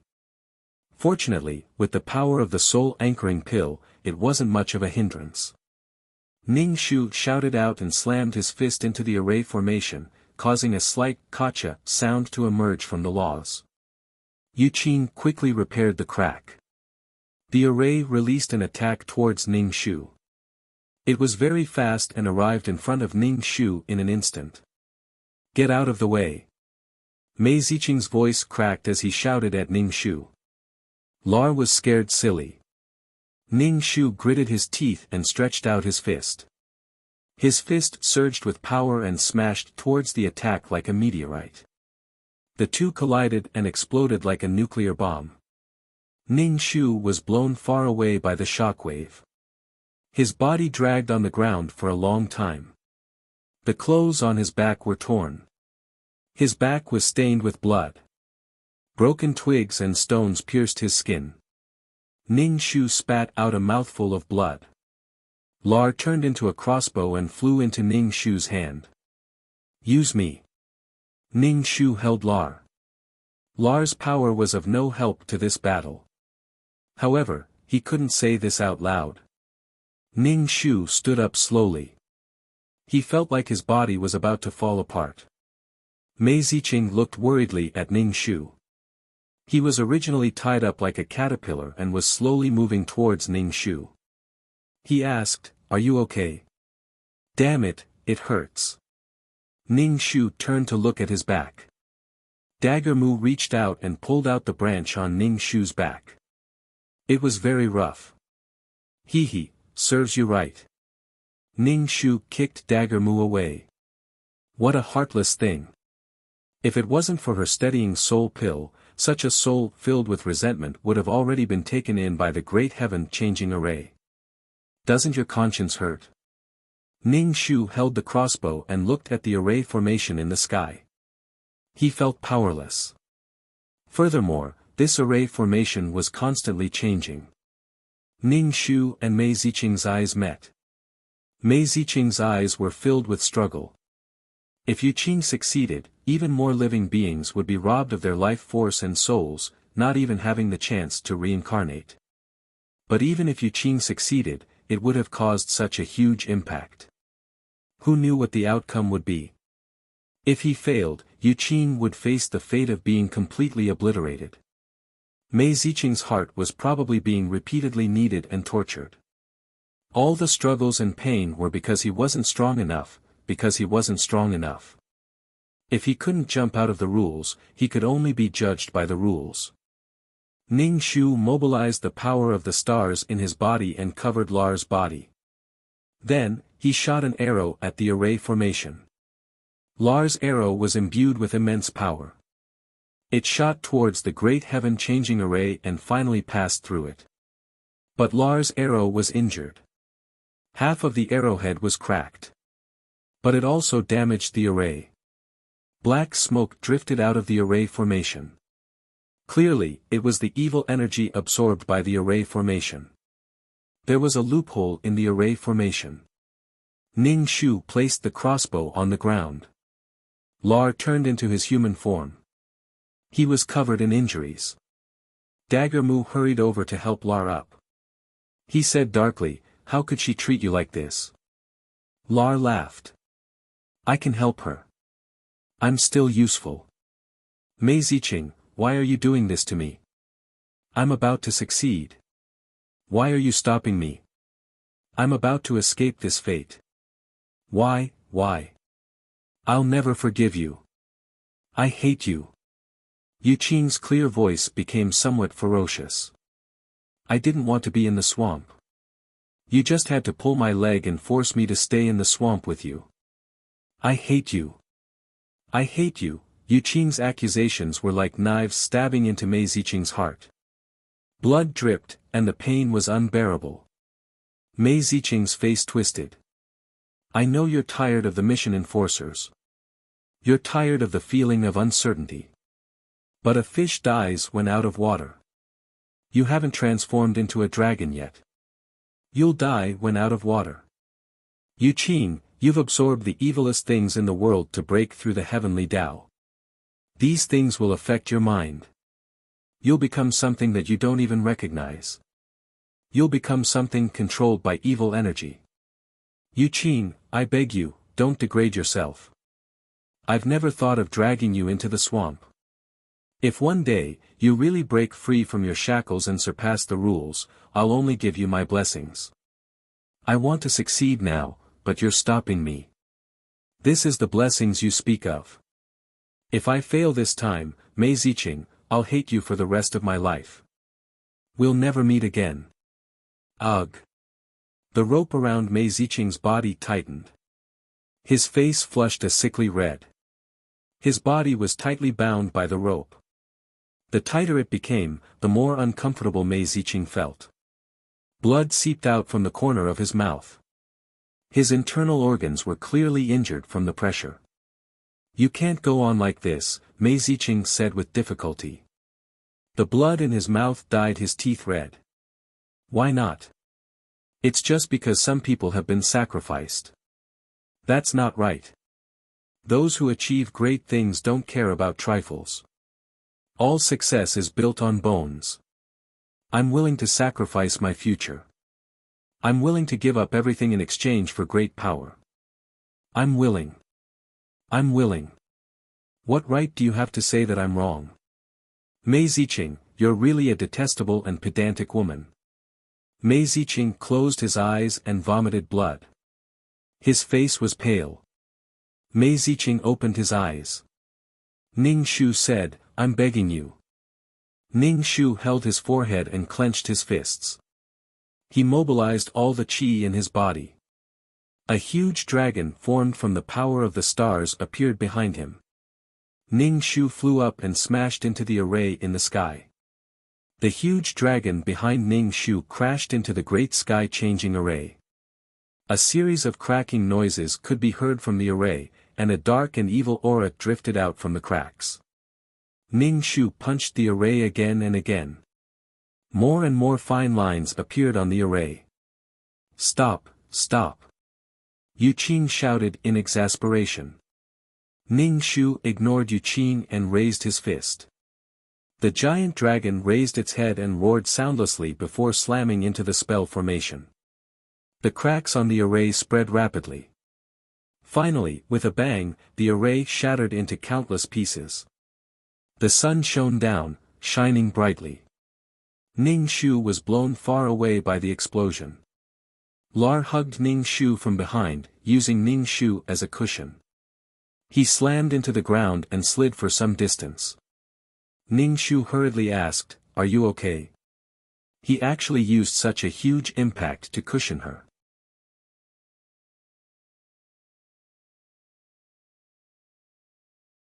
Chapter 1645. Ning Shu didn't know what to say about Lar's actions. He saw that Lar's back was badly mutilated and that he had poured some maintenance fluid on it. Lar smiled. Luckily, I'm a weapon and you're made of flesh and blood. You can't take such damage. Ning Shu couldn't help but say, Don't be so stupid next time. Weapons can die too. Lar didn't say anything. Ning Shu got up. He was weak and his fingers were bleeding. These were the wounds left by the forceful resistance of the array. However, the array was broken. Ah! Yu Qing roared. I hate it, I hate it. Yu Qing's body was shrouded in black smoke. The black smoke slowly dissipated under the sunlight, revealing a sunny boy in casual clothes. He was a handsome man with short hair and sunshine. However, Yu Qing was in spirit form and didn't have a body. Ning Shu couldn't help but ask Mei Ziqing, Are you in a relationship with a younger man? Mei Ziqing, who was vomiting blood, was speechless. In terms of temperament, Mei Ziqing felt more mature than Yu Qing. They were definitely in a relationship. Mei Ziqing spat out a mouthful of blood. The ropes on her body tightened and she couldn't bear it. Mei Ziqing looked at Yu Qing and endured the pain. Yu Qing, wake up. You can't control this power. It will corrupt your mind. You have no right to interfere in my affairs. Yu Qing looked at Ning Shu with bloodshot eyes. I don't mind if you want to save the world. However, you shouldn't have stepped on Mei Ziqing and me. You're only doing this to show that you're a righteous person. Ning Shu spat out a mouthful of blood. He pointed at his nose and asked incredulously, When did I step on you too? I'd be crazy to care about you. He was speechless. Ning Shu rolled her eyes. In the end, she saw a person floating in midair. He was dressed in black and was quietly floating there. He looked down without making a sound. A gentle breeze blew at the corner of his windbreaker. He wore gold-rimmed glasses and looked down at them. He just looked at them coldly. When did he appear? Could it be that he had been quietly watching from the side? Even when they tried their best to break the formation but failed, he just watched and didn't do anything. When they saw Ning Shu looking at the sky, they looked up as well. Mei Ziqing and Yu Qing's expressions changed drastically when they saw the school doctor floating in the air. Mei Ziqing endured the pain in his body and stood in front of Yu Qing. He pleaded with the school doctor, "Yu Qing will change. Please give him a chance. I am willing to accept any punishment." The school doctor floated down, but he didn't step on the ground. Instead, he was floating. Ning Shu took a few steps back to avoid being accidentally injured. Yu Qing gritted his teeth and shouted like a trapped beast, "What did I do wrong? What right do you have to kill me?" Mei Ziqing hurriedly stopped Yu Qing from speaking. "Stop it, stop it." Yu Qing roared, "Why are you so afraid of him? What right does he have to be so arrogant? What right does he have to kill me? I'm not wrong, I'm not wrong. What right do you have to determine that I'm wrong based on your narrow definition of right and wrong? I'm not wrong at all. All I did was kill a few people. There are so many mission enforcers out there. Who dares to say that they haven't killed anyone? Their hands are clean. I'm not wrong, I'm not wrong." Yu Qing repeated his point of view. His expression was ferocious, and layers of black gas surged up from his soul. Yu Qing screamed even louder, but it was more of a desperate struggle. The school doctor looked at him coldly. Mei Ziqing coughed up blood and pleaded with him, "Please don't kill him. I will definitely teach him well. He just went astray. It's just this once. I can accept any punishment. Don't say that I'm wrong. I'm not wrong, I'm not wrong." Yu Qing's expression became even more twisted. He shouted at the school doctor, "What right do you have to say that I'm wrong?" The school doctor pulled out a gun from his waist and pointed it at Yu Qing. "You have to survive this gun before you talk about right and wrong with me." Mei Ziqing was in despair. She stood in front of Yu Qing, her body covered in wounds from the rope. She pleaded with the school doctor, "Please, let him go this once, just this once." The school doctor's face was cold. He ignored Mei Ziqing who was in front of Yu Qing and fired. "If you want to block, then block." Ning Shu pulled Mei Ziqing over, preventing her from being hit. Without Mei Ziqing in front of him, the killing force hit Yu Qing's body. "No!" Mei Ziqing screamed at the top of her lungs. The rope on her body had lost its owner's control and loosened. Mei Ziqing ignored the wounds on her body and staggered towards Yu Qing. Yu Qing struggled in pain. Perhaps it was because of the strong evil energy in his body, but Yu Qing didn't get killed in one shot. Mei Ziqing stood in front of Yu Qing and knelt down to beg the school doctor. "Since Yu Qing didn't get killed this time, please let him go. Please, he knows he's wrong." The school doctor's face was cold. He raised his gun and pointed it at the struggling Yu Qing.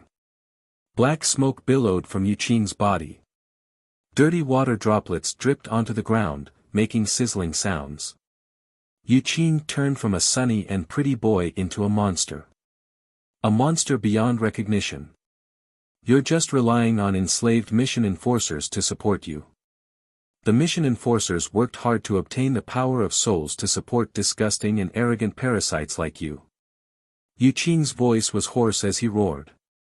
However, he didn't dare to get close to the school doctor for fear of the gun in his hand. "All mission enforcers are enslaved by you. If you're unhappy, you can kill them." The school doctor pushed up his glasses, which reflected white light under the sun. He snorted. "Is there a problem?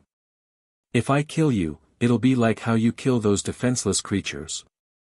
You said you're not wrong. What right do you have to criticize me? Why, are you so upset when it's your turn? The school doctor sneered. Mei Ziqing sat on the ground and spat out a mouthful of blood. She looked defeated and couldn't say anything to beg for mercy. Bang, bang. The school doctor fired 2 consecutive shots at Yuqing. Yuqing roared in pain. In the end, his soul exploded. The souls in the black smoke that were struggling in pain burst out. Without Yuqing's control, the evil energy and the souls of the living beings entangled with each other and struggled in pain. Once they came out, they spread in all directions. Wherever the black smoke passed, the trees turned black. It was even more powerful than the miasma. A black hole appeared behind the school doctor, sucking in the evil energy and the struggling souls. Then, the black hole slowly closed. The surroundings returned to silence. It was a mess. The sun shone on people, but they couldn't feel a trace of warmth.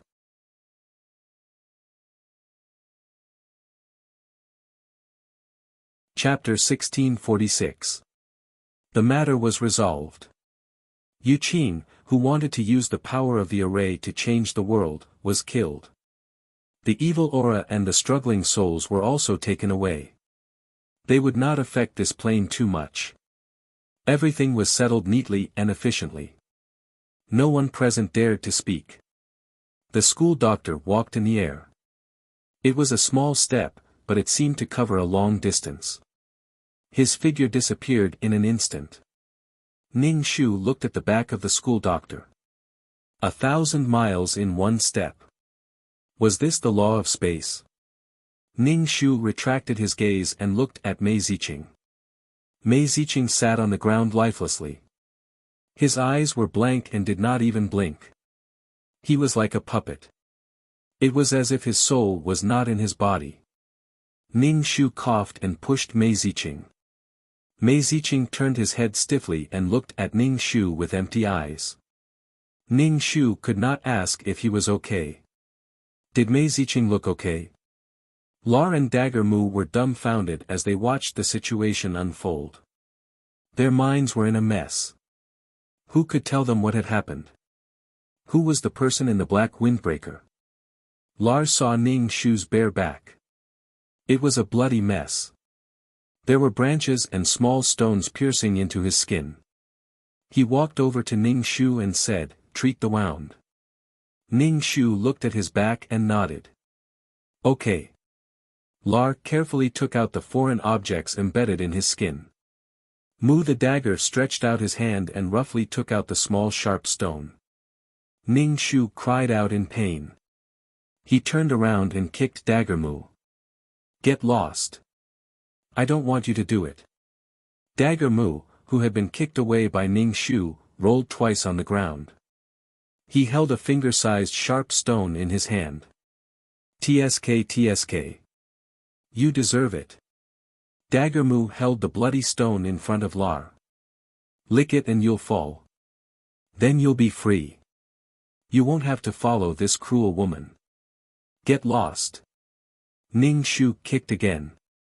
Lar carefully cleaned up the wound, but Ning Shu's entire back had been abraded. Lar took out the medicine and said to Ning Shu, who was lying on the ground, "It's a little painful. Bear with it." "Oh, it's nothing." "Fuck, it hurts." Ning Shu screamed. It was as if he had been smeared with chilly water. Was this medicine? Lar took out some clothes from his body and let Ning Shu change into them. The clothes on his body were already worn out. Ning Shu changed his clothes and saw that Mei Ziqing was still in a daze. He was motionless like a wooden bodhisattva. What should he do now? Helpless. Mei Ziqing sat there from day to night, not moving at all. This made Ning Shu's hair stand on end. Lar took out some biscuits and water from his body. Ning Shu said, "Eat something." Ning Shu nodded. He ate the biscuits and drank the water, looking at the motionless Mei Ziqing.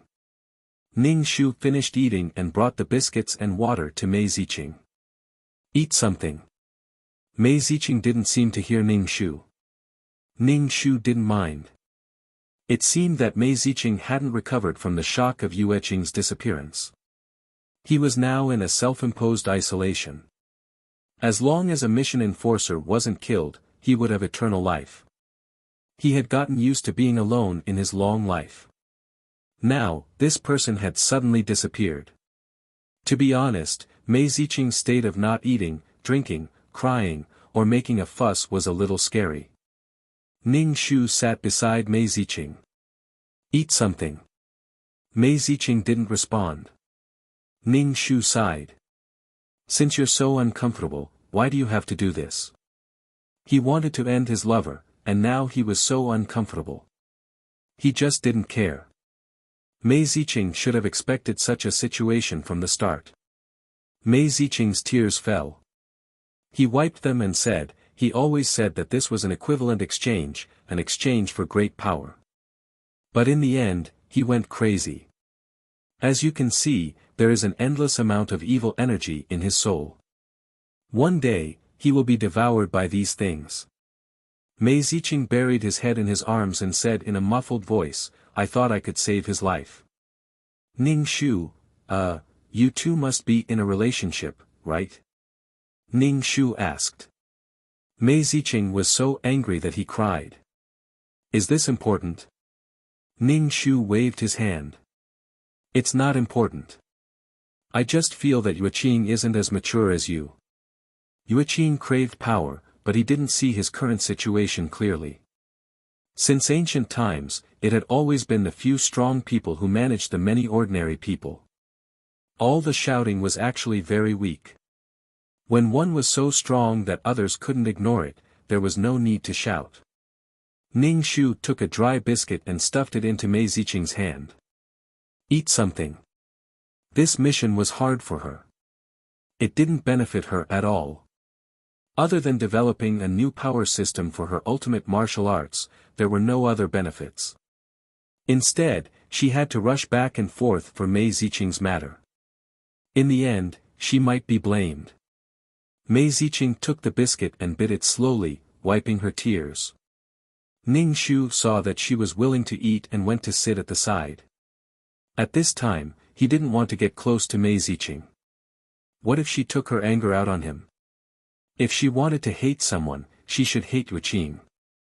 No one forced Yue Qing to use the great sky-changing array to fuse with the heavenly Tao. She came to this world without knowing anything and helped Mei Ziqing. If Mei Ziqing resented her because of this, they could just stop being friends. Especially when she saw the current Mei Ziqing, Ning Shu didn't like him very much. Perhaps this reaction was the after-effect of removing the tumor in her heart. Mei Ziqing herself said that this matter was the tumor in her heart. Ning Shu lay on Lar's blanket. His back was injured, so he could only do this. Ning Shu secretly took some anti-inflammatory medicine. The wound on his back was too big, so he had to take it. Dagger Mu lay beside Ning Shu, his two legs shaking. Ning Shu asked, was the person who disappeared her husband? And who was the man in black? Dagger Mu asked the question like a normal, naive child. Ning Shu looked at him. None of your business. Get lost. Kiki, damned woman. Dagger Mu slapped Ning Shu's back, causing Ning Shu to jump up in pain. Dagger Mu was like a frightened rabbit, running far away. He laughed sinisterly. Damned woman, you deserve it. Kiki. He stuck his tongue out at Ning Shu. Ning Shu looked at Dagger Mu sinisterly. You better not fall into my hands. I will make sure you die with rhythm. Ning Shu lay down and closed his eyes to rest. Lar walked over to Dagger Mu and said something to him. Dagger Mu's face was sullen, his head lowered like a frosted eggplant. Ning Shu asked 2333 in his mind, Yue Qing said that mission enforcers are slaves to the people above. What's that about? Although Yue Qing hated her so much, Ning Shu had never realized that she was a slave.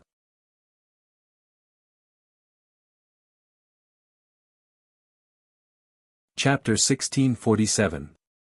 Don't listen to the rubbish. Once people fail, they will find all kinds of excuses. It's all the world's fault, and they didn't do anything wrong.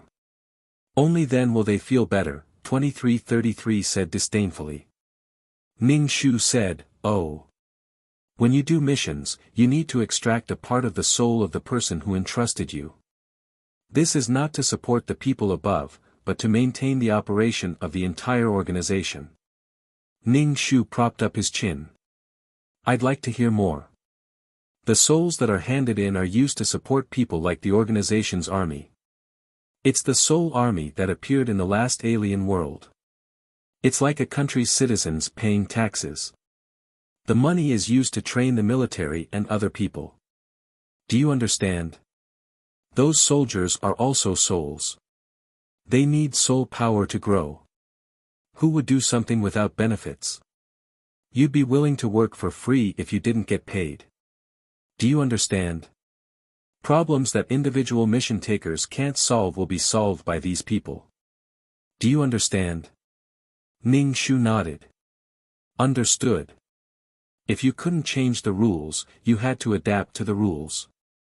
Besides, it wasn't like there weren't any opportunities to be strong. You used the system, but you were enslaved. Don't look at what you lost. Look at what you gained. If you kept thinking about what you lost, it was easy to lose your mind. If you kept thinking about why others had things but you didn't, you would feel even worse. The fire of jealousy would burn. Did Yu Qin not know where the soul power went? It seemed like Ning Shu didn't think about it either. All his attention was on finding the world's origin. There was no point in haggling over insignificant gains and losses. Ning Shu was in pain all over. He lay on the blanket and prepared to sleep. Seeing Mei Ziqing like a block of wood, he said to Lar, cover her with a blanket too. Ning Shu closed his eyes. He was too tired. His body couldn't take it.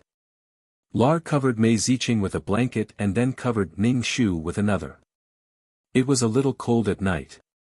There wasn't much danger around. After all, there were no living creatures in a 50-mile radius. Once night fell, it would be quiet and deathly still. Ning Shu was awakened by the pain on her back. When she opened her eyes, it was already dawn. Lar was pouring medicine on her wound. Lar's expression was grave. The surface area of the wound is too large. It might be infected. Oh, Ning Shu replied.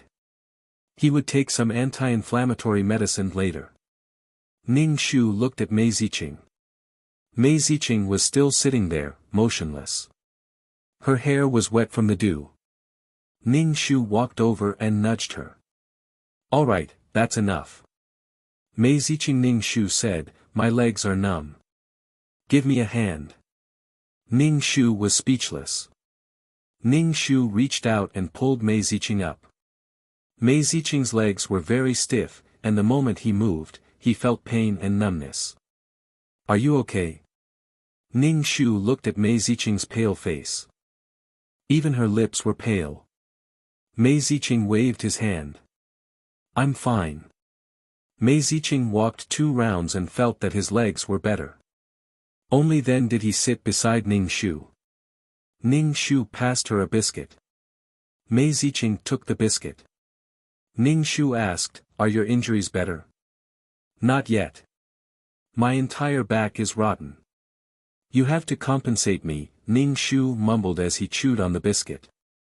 Mei Ziqing said, when we get back, I'll find the best medicine for you. Ning Shu saw that Mei Ziqing seemed to have returned to normal. He asked, you've crossed the threshold. I need some time. When a person disappears forever, they won't even have a next life. Time is needed. Even if it's a wound, it needs time to heal. Mei Ziqing looked at Ning Shu. Thank you for this. You're welcome. Give me the authorization ticket. I also got 3 soul anchoring pills. That's 15 merit points, Ning Shu said straightforwardly. Mei Ziqing nodded. I should give it to you. There's no reason for you to lose out when you came to help. Ning Shu raised his eyebrows. You really don't blame me? No. He and I would have reached this stage sooner or later. Are you in a relationship with a younger man? Ning Shu asked. Mei Ziqing, Yueqing was younger when he died, but he had been a mission enforcer longer than me.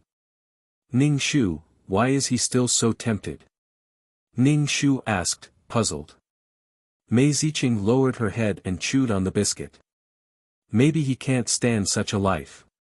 To become someone else, to fight for someone else's life. Who can fight for our life? If he wants to break free from such shackles, even if there's a glimmer of hope, he will try. It's more likely that he doesn't want to live anymore. Eternal life represented loneliness. Because it was too long, it was even more boring. Ning Shu thought for a while and asked, are you not enough to comfort him? The two encouraged and supported each other. Everything can't stay the same, let alone love. Mei Ziqing turned to look at Ning Shu. Also, love isn't everything. Yueqing and I were once very much in love, but it developed to the point where she kept saying that she hated me. This is a change. Everything is filled with uncertainty. Ning Shu, this was the second person to say this to her. Some things were a beautiful journey in life. If I get it, I'll be lucky. If I don't, I'll be doomed. The love between mission enforcers could not escape the problems that existed between ordinary people. Ning Shu felt that she did not have the time to be sad. Her soul was weak, her world had not been built, and she had not understood the laws. There were many goals waiting for her to complete.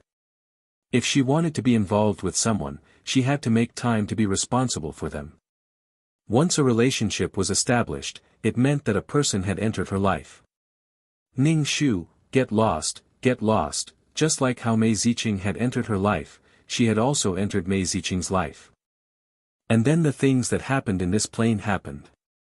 When there was interaction, there would be conflict. When there was conflict, something would happen. It was unavoidable. If she did not know Mei Ziqing, would this have happened? It would not have. Ning Shu would rather please herself than others. No one could be more loyal to her and love her more than she was. Self-inflicted. Ning Shu's internal organs were injured by Yueqing's rope. She spat out the biscuit that she had eaten, and there were traces of blood in it. Mei Ziqing's face was pale. She did not seem to have much time left. Ning Shu and Lar found some firewood. Lar took out a small pot from his body and poured water into it. He lit the fire and boiled the water. After letting it warm, he brought it to Mei Ziqing. Mei Ziqing drank the warm water. Ning Shu smiled. Ning Shu said, sometimes, you really make my heart ache. Ning Shu, exorcise him. I'm pitiful. I think you're pitiful. Ning Shu's face was cold. How do I make your heart ache? It's just a feeling. Mei Ziqing's pale face smiled. Ning Shu was speechless.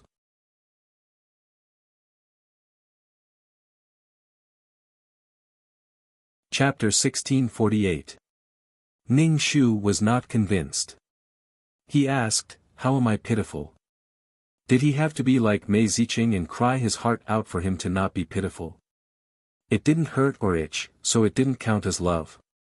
Mei Ziqing drank the warm water that Ning Shu gave him and said faintly, why are you so agitated? I mean, seeing you is like seeing myself in the past. Stumbling and stumbling, it makes my heart ache. Ning Shu was speechless. Who hasn't been like that? To succeed, one had to work hard. This was an equivalent exchange. No, it was not an equivalent exchange. Working hard might not guarantee success, but not working hard would not guarantee success. There was no free lunch in this world.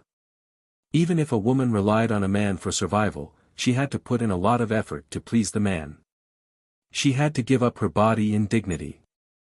Everything had a price. It all depended on one's own choice. Mei Ziqing sipped the warm water. I'm in a strange state now. I feel relaxed, but empty. I feel like I'm floating. Ning Shu said, I'm relieved to see you like this. Actually, it was a rock that was weighing you down. You're not used to this rock suddenly disappearing. Mei Ziqing did not speak. She looked up at the sky and vomited blood.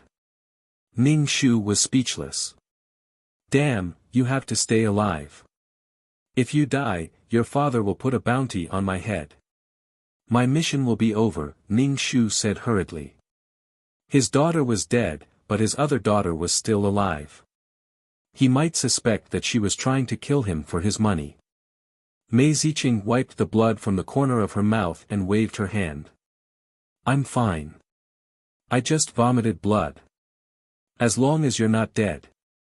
Even if you're hanging on by a thread, you can only die when you get home. Ning Shu and Lar said, we have to go back now. You also need to hunt.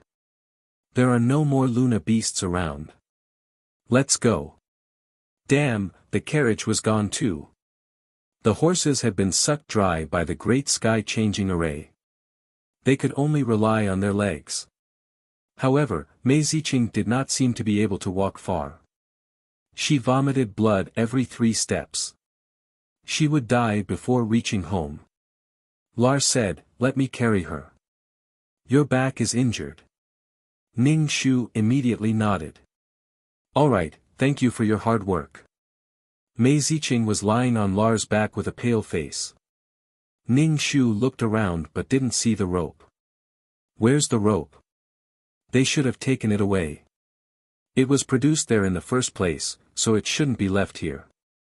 Mei Ziqing's words were vague. Ning Shu clicked his tongue and said, I didn't expect him to do that to you. Mei Ziqing looked at Ning Shu. Why do I feel like you're gloating? Why can't he do it? Whoever stands in his way is his enemy.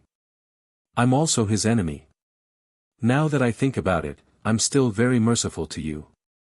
After all, I didn't kill an enemy like you, Ning Shu said with a shrug. Mei Ziqing, get lost. Ning Shu and the others had to walk for a long time before they arrived at an uninhabited town. It wasn't just the small town, there wasn't even the sound of crickets in the forest. It was so quiet that it made people feel terrified. All the trees had withered and the grass had died. The land was starting to turn into a desert. Would this turn into a desert after many years? Without vegetation, the land would dry up and slowly become a desert. Mei Ziqing looked at the lifeless forest and used the law of water. Sparse water droplets fell from the sky. Ning Shu raised his eyebrows. You're amazing. Mei Ziqing shook her head. What's so amazing about that? It's only about 10 meters in diameter. The lowest level, sigh.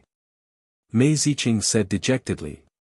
Ning Shu looked up at the clouds in the sky. If she mastered the law of water, she wouldn't lack water in the future. At least she could save some points. When they arrived at the small town, the streets were filled with fallen leaves. When the wind blew, the leaves were swept up. It was too desolate. Mei Ziqing looked at the desolate town and sighed. Sometimes, I feel like I reap what I sow, Ning Shu, it started again. Let bygones be bygones. Lars put Mei Ziqing down and brought Dagger Mu to look for food. Ning Shu and Mei Ziqing sat by the roadside. Ning Shu asked, I didn't hear you mention that you had a lover before. Before I met you, he was already avoiding me. Mei Ziqing propped up her chin. Ning Shu rested his head on his hand and leaned back. As a result, he touched the wound on his back and sat up immediately. He grimaced. I feel that your life has improved. You've been reborn. You'll be even more powerful in the future. After this incident, Mei Ziqing had crossed another hurdle in her life. Everything had its pros and cons. She was afraid that she wouldn't be able to extricate herself from it. It seemed that Mei Ziqing had walked out of it. You're really good to him. You even knelt down and begged so that he wouldn't be erased. You've done your best for him, Ning Shu said. Mei Ziqing shrugged. You saw it too. He doesn't seem to appreciate it. He always feels that I'm hindering his future. Living is more important than anything else. Even if he succeeds in the end, the higher-ups have plenty of ways to deal with him. If he doesn't have some strength, how can he intimidate these mission enforcers who have lived for who knows how long? Ning Shu nodded. The organization was really deep. He couldn't beat them.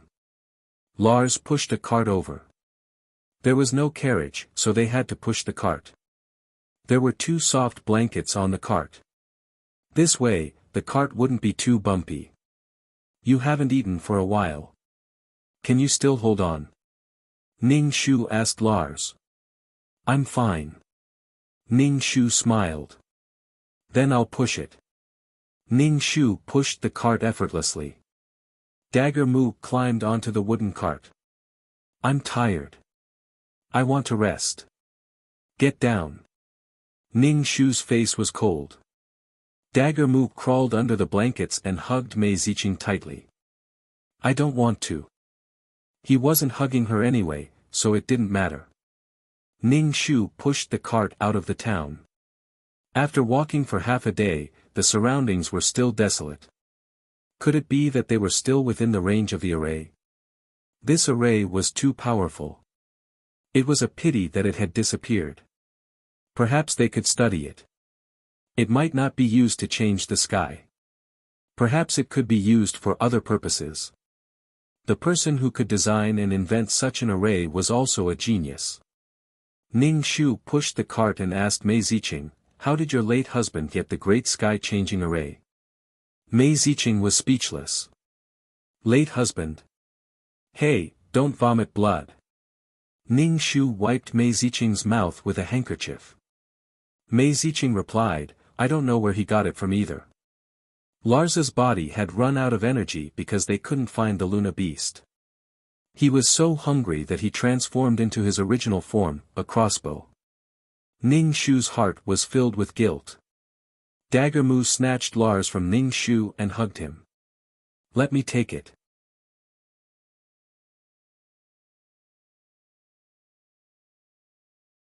Chapter 1649.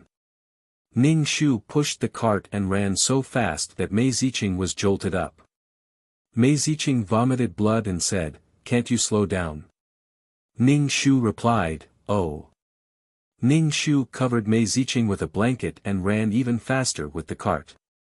Ning Shu did not believe that Mei Ziqing would die just like that. He must have his own cultivation technique, just like how she had her own peerless martial arts.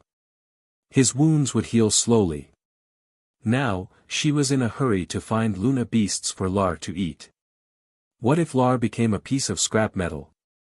Her mission was over. Speaking of the mission, Ning Shu asked Mei Ziqing, your mission is over. Mei Ziqing rolled her eyes and looked at Ning Shu. Yes, it is. The person whom the client liked is dead. Actually, Spear Ban was not a good man. So what if he is dead? Appearances can confuse people's hearts. Perhaps it was Lance Ban's handsome face that attracted the most girls in the boudoir. She felt that Mei Ziqing's client was a soft and gentle girl. She gave in to her weapon without any principles. That was why Mei Ziqing did not care about her. Anyway, she felt that Mei Ziqing was easy to talk to and was insatiable. She could trample on Mei Ziqing's goodwill without any hesitation. When the time came, Mei Ziqing would change her weapon to a more handsome one. Perhaps Mei Ziqing would be able to walk out of her shadow. It was easy to appease someone who was obsessed with good looks. After walking out of the great sky-changing formation, Mei Ziqing could finally see some green in the sky. Ning Shu snatched the crossbow from Dagger Mu, but Dagger Mu refused to let go. Ning Shu said coldly, can you bring him to hunt? You want him to starve to death. What's with you hogging my people? Dagger Mu looked at Ning Shu coldly and said, you are so annoying. You are even more annoying. Ning Shu traveled through the forest. According to his calculations, it was time for the Luna beasts to become restless. Ning Shu found a few Luna beasts and used the force in his dantian to wrap around the crossbow to strengthen it. Ning Shu pulled his thumb ring and shot out an arrow.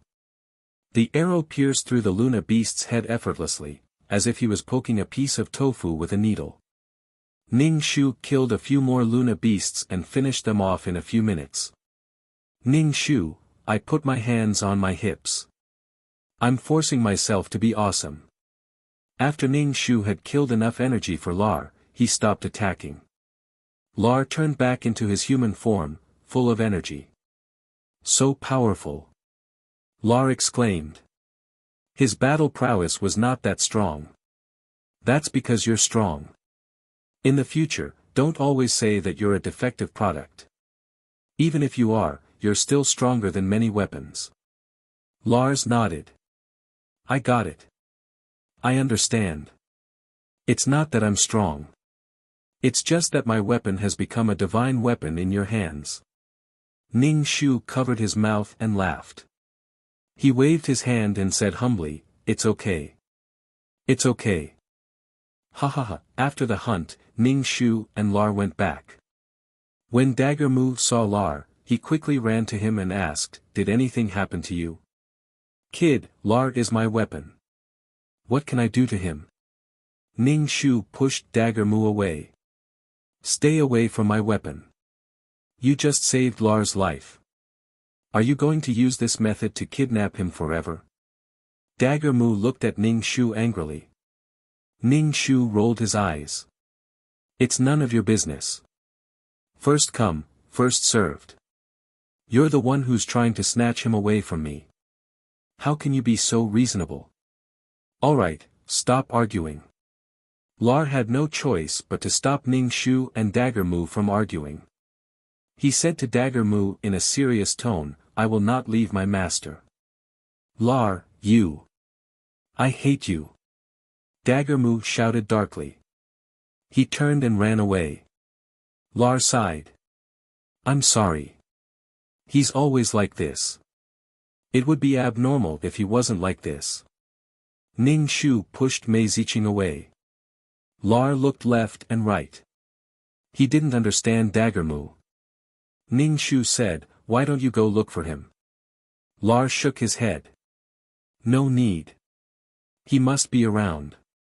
I'll push him. Lar took the handle of the cart from Ning Shu's hand. Ning Shu released his spiritual power and checked the surroundings. Sure enough, he saw Dagger Mu following behind him. He held a dagger in his hand and slashed at the trees and grass around him. His face was gloomy.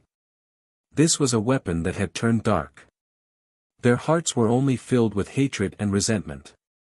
They closed their hearts and only believed in their own matters. Dagger Mu was a bit like Mei Ziqing's lover. He was paranoid and dark. Only Lar felt that Dagger Mu could be used in such a situation. Ning Shu felt that the client, Nicole, would never be able to control Dagger Mu. Ning Shu pursed his lips. He didn't say anything. It seemed that before he left, he had to deal with Dagger Mu properly. Lar pushed the cart and looked left and right. He was obviously looking for Dagger Mu. Ning Shu was speechless. He didn't know why, but he had a bad feeling. If something happened between Lar and Dagger Mu, how could he face Nicole? Kneel and hammer the ground. Especially Dagger Mu's, I only have you in the world, you are my one and only, stubbornness. He might do something terrible. The more Ning Shu thought about it, the stranger his expression became. He looked at Lar expressionlessly. Lar asked curiously, What's wrong? Mei Ziqing said directly, She's afraid that you'll fall in love with that depraved weapon. Ning Shu said, Scram. Ning Shu flipped the cart over. Mei Ziqing fell to the ground. He got up and patted the dust off his body. You're all better. Why are you still pretending to be sick? Ning Shu said angrily. I'm not all better.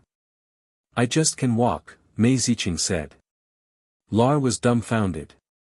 He was clearly petrified by Mei Ziqing's words. He didn't recover for a long time. Mei Ziqing, if I don't kill you, I'll take your surname. Ning Shu pointed at Mei Ziqing. If Lar awakened some indescribable mysterious feeling, that would be terrible. Lar foam turned into ashes and quickly said to Ning Shu, the one I like is Nicole. Lars stuttered, feeling extremely shy. Ning Shu rolled her eyes at Mei Ziqing. Let's not play together anymore. Damn, Mei Ziqing was hurt and wanted to take revenge on society. If she said another word, Ning Shu would tear her drink. Mei Ziqing smiled and said, I'm just kidding. I can say that I like you. That's impossible. Ning Shu said, scram. Gun, Mei Ziqing's injuries were better. The cart had been flipped over by Ning Shu, and it was broken. She could only walk by herself. Her mental state was much better than before. However, as she walked, she still wanted Ning Shu to carry her. Ning Shu only had one word. Scram. Her back was injured. She still wanted her to carry her. How heartless. Mei Ziqing said again. She didn't want to carry him. Scram. You still want to carry me? Scram. I can consider carrying you. What's wrong with you?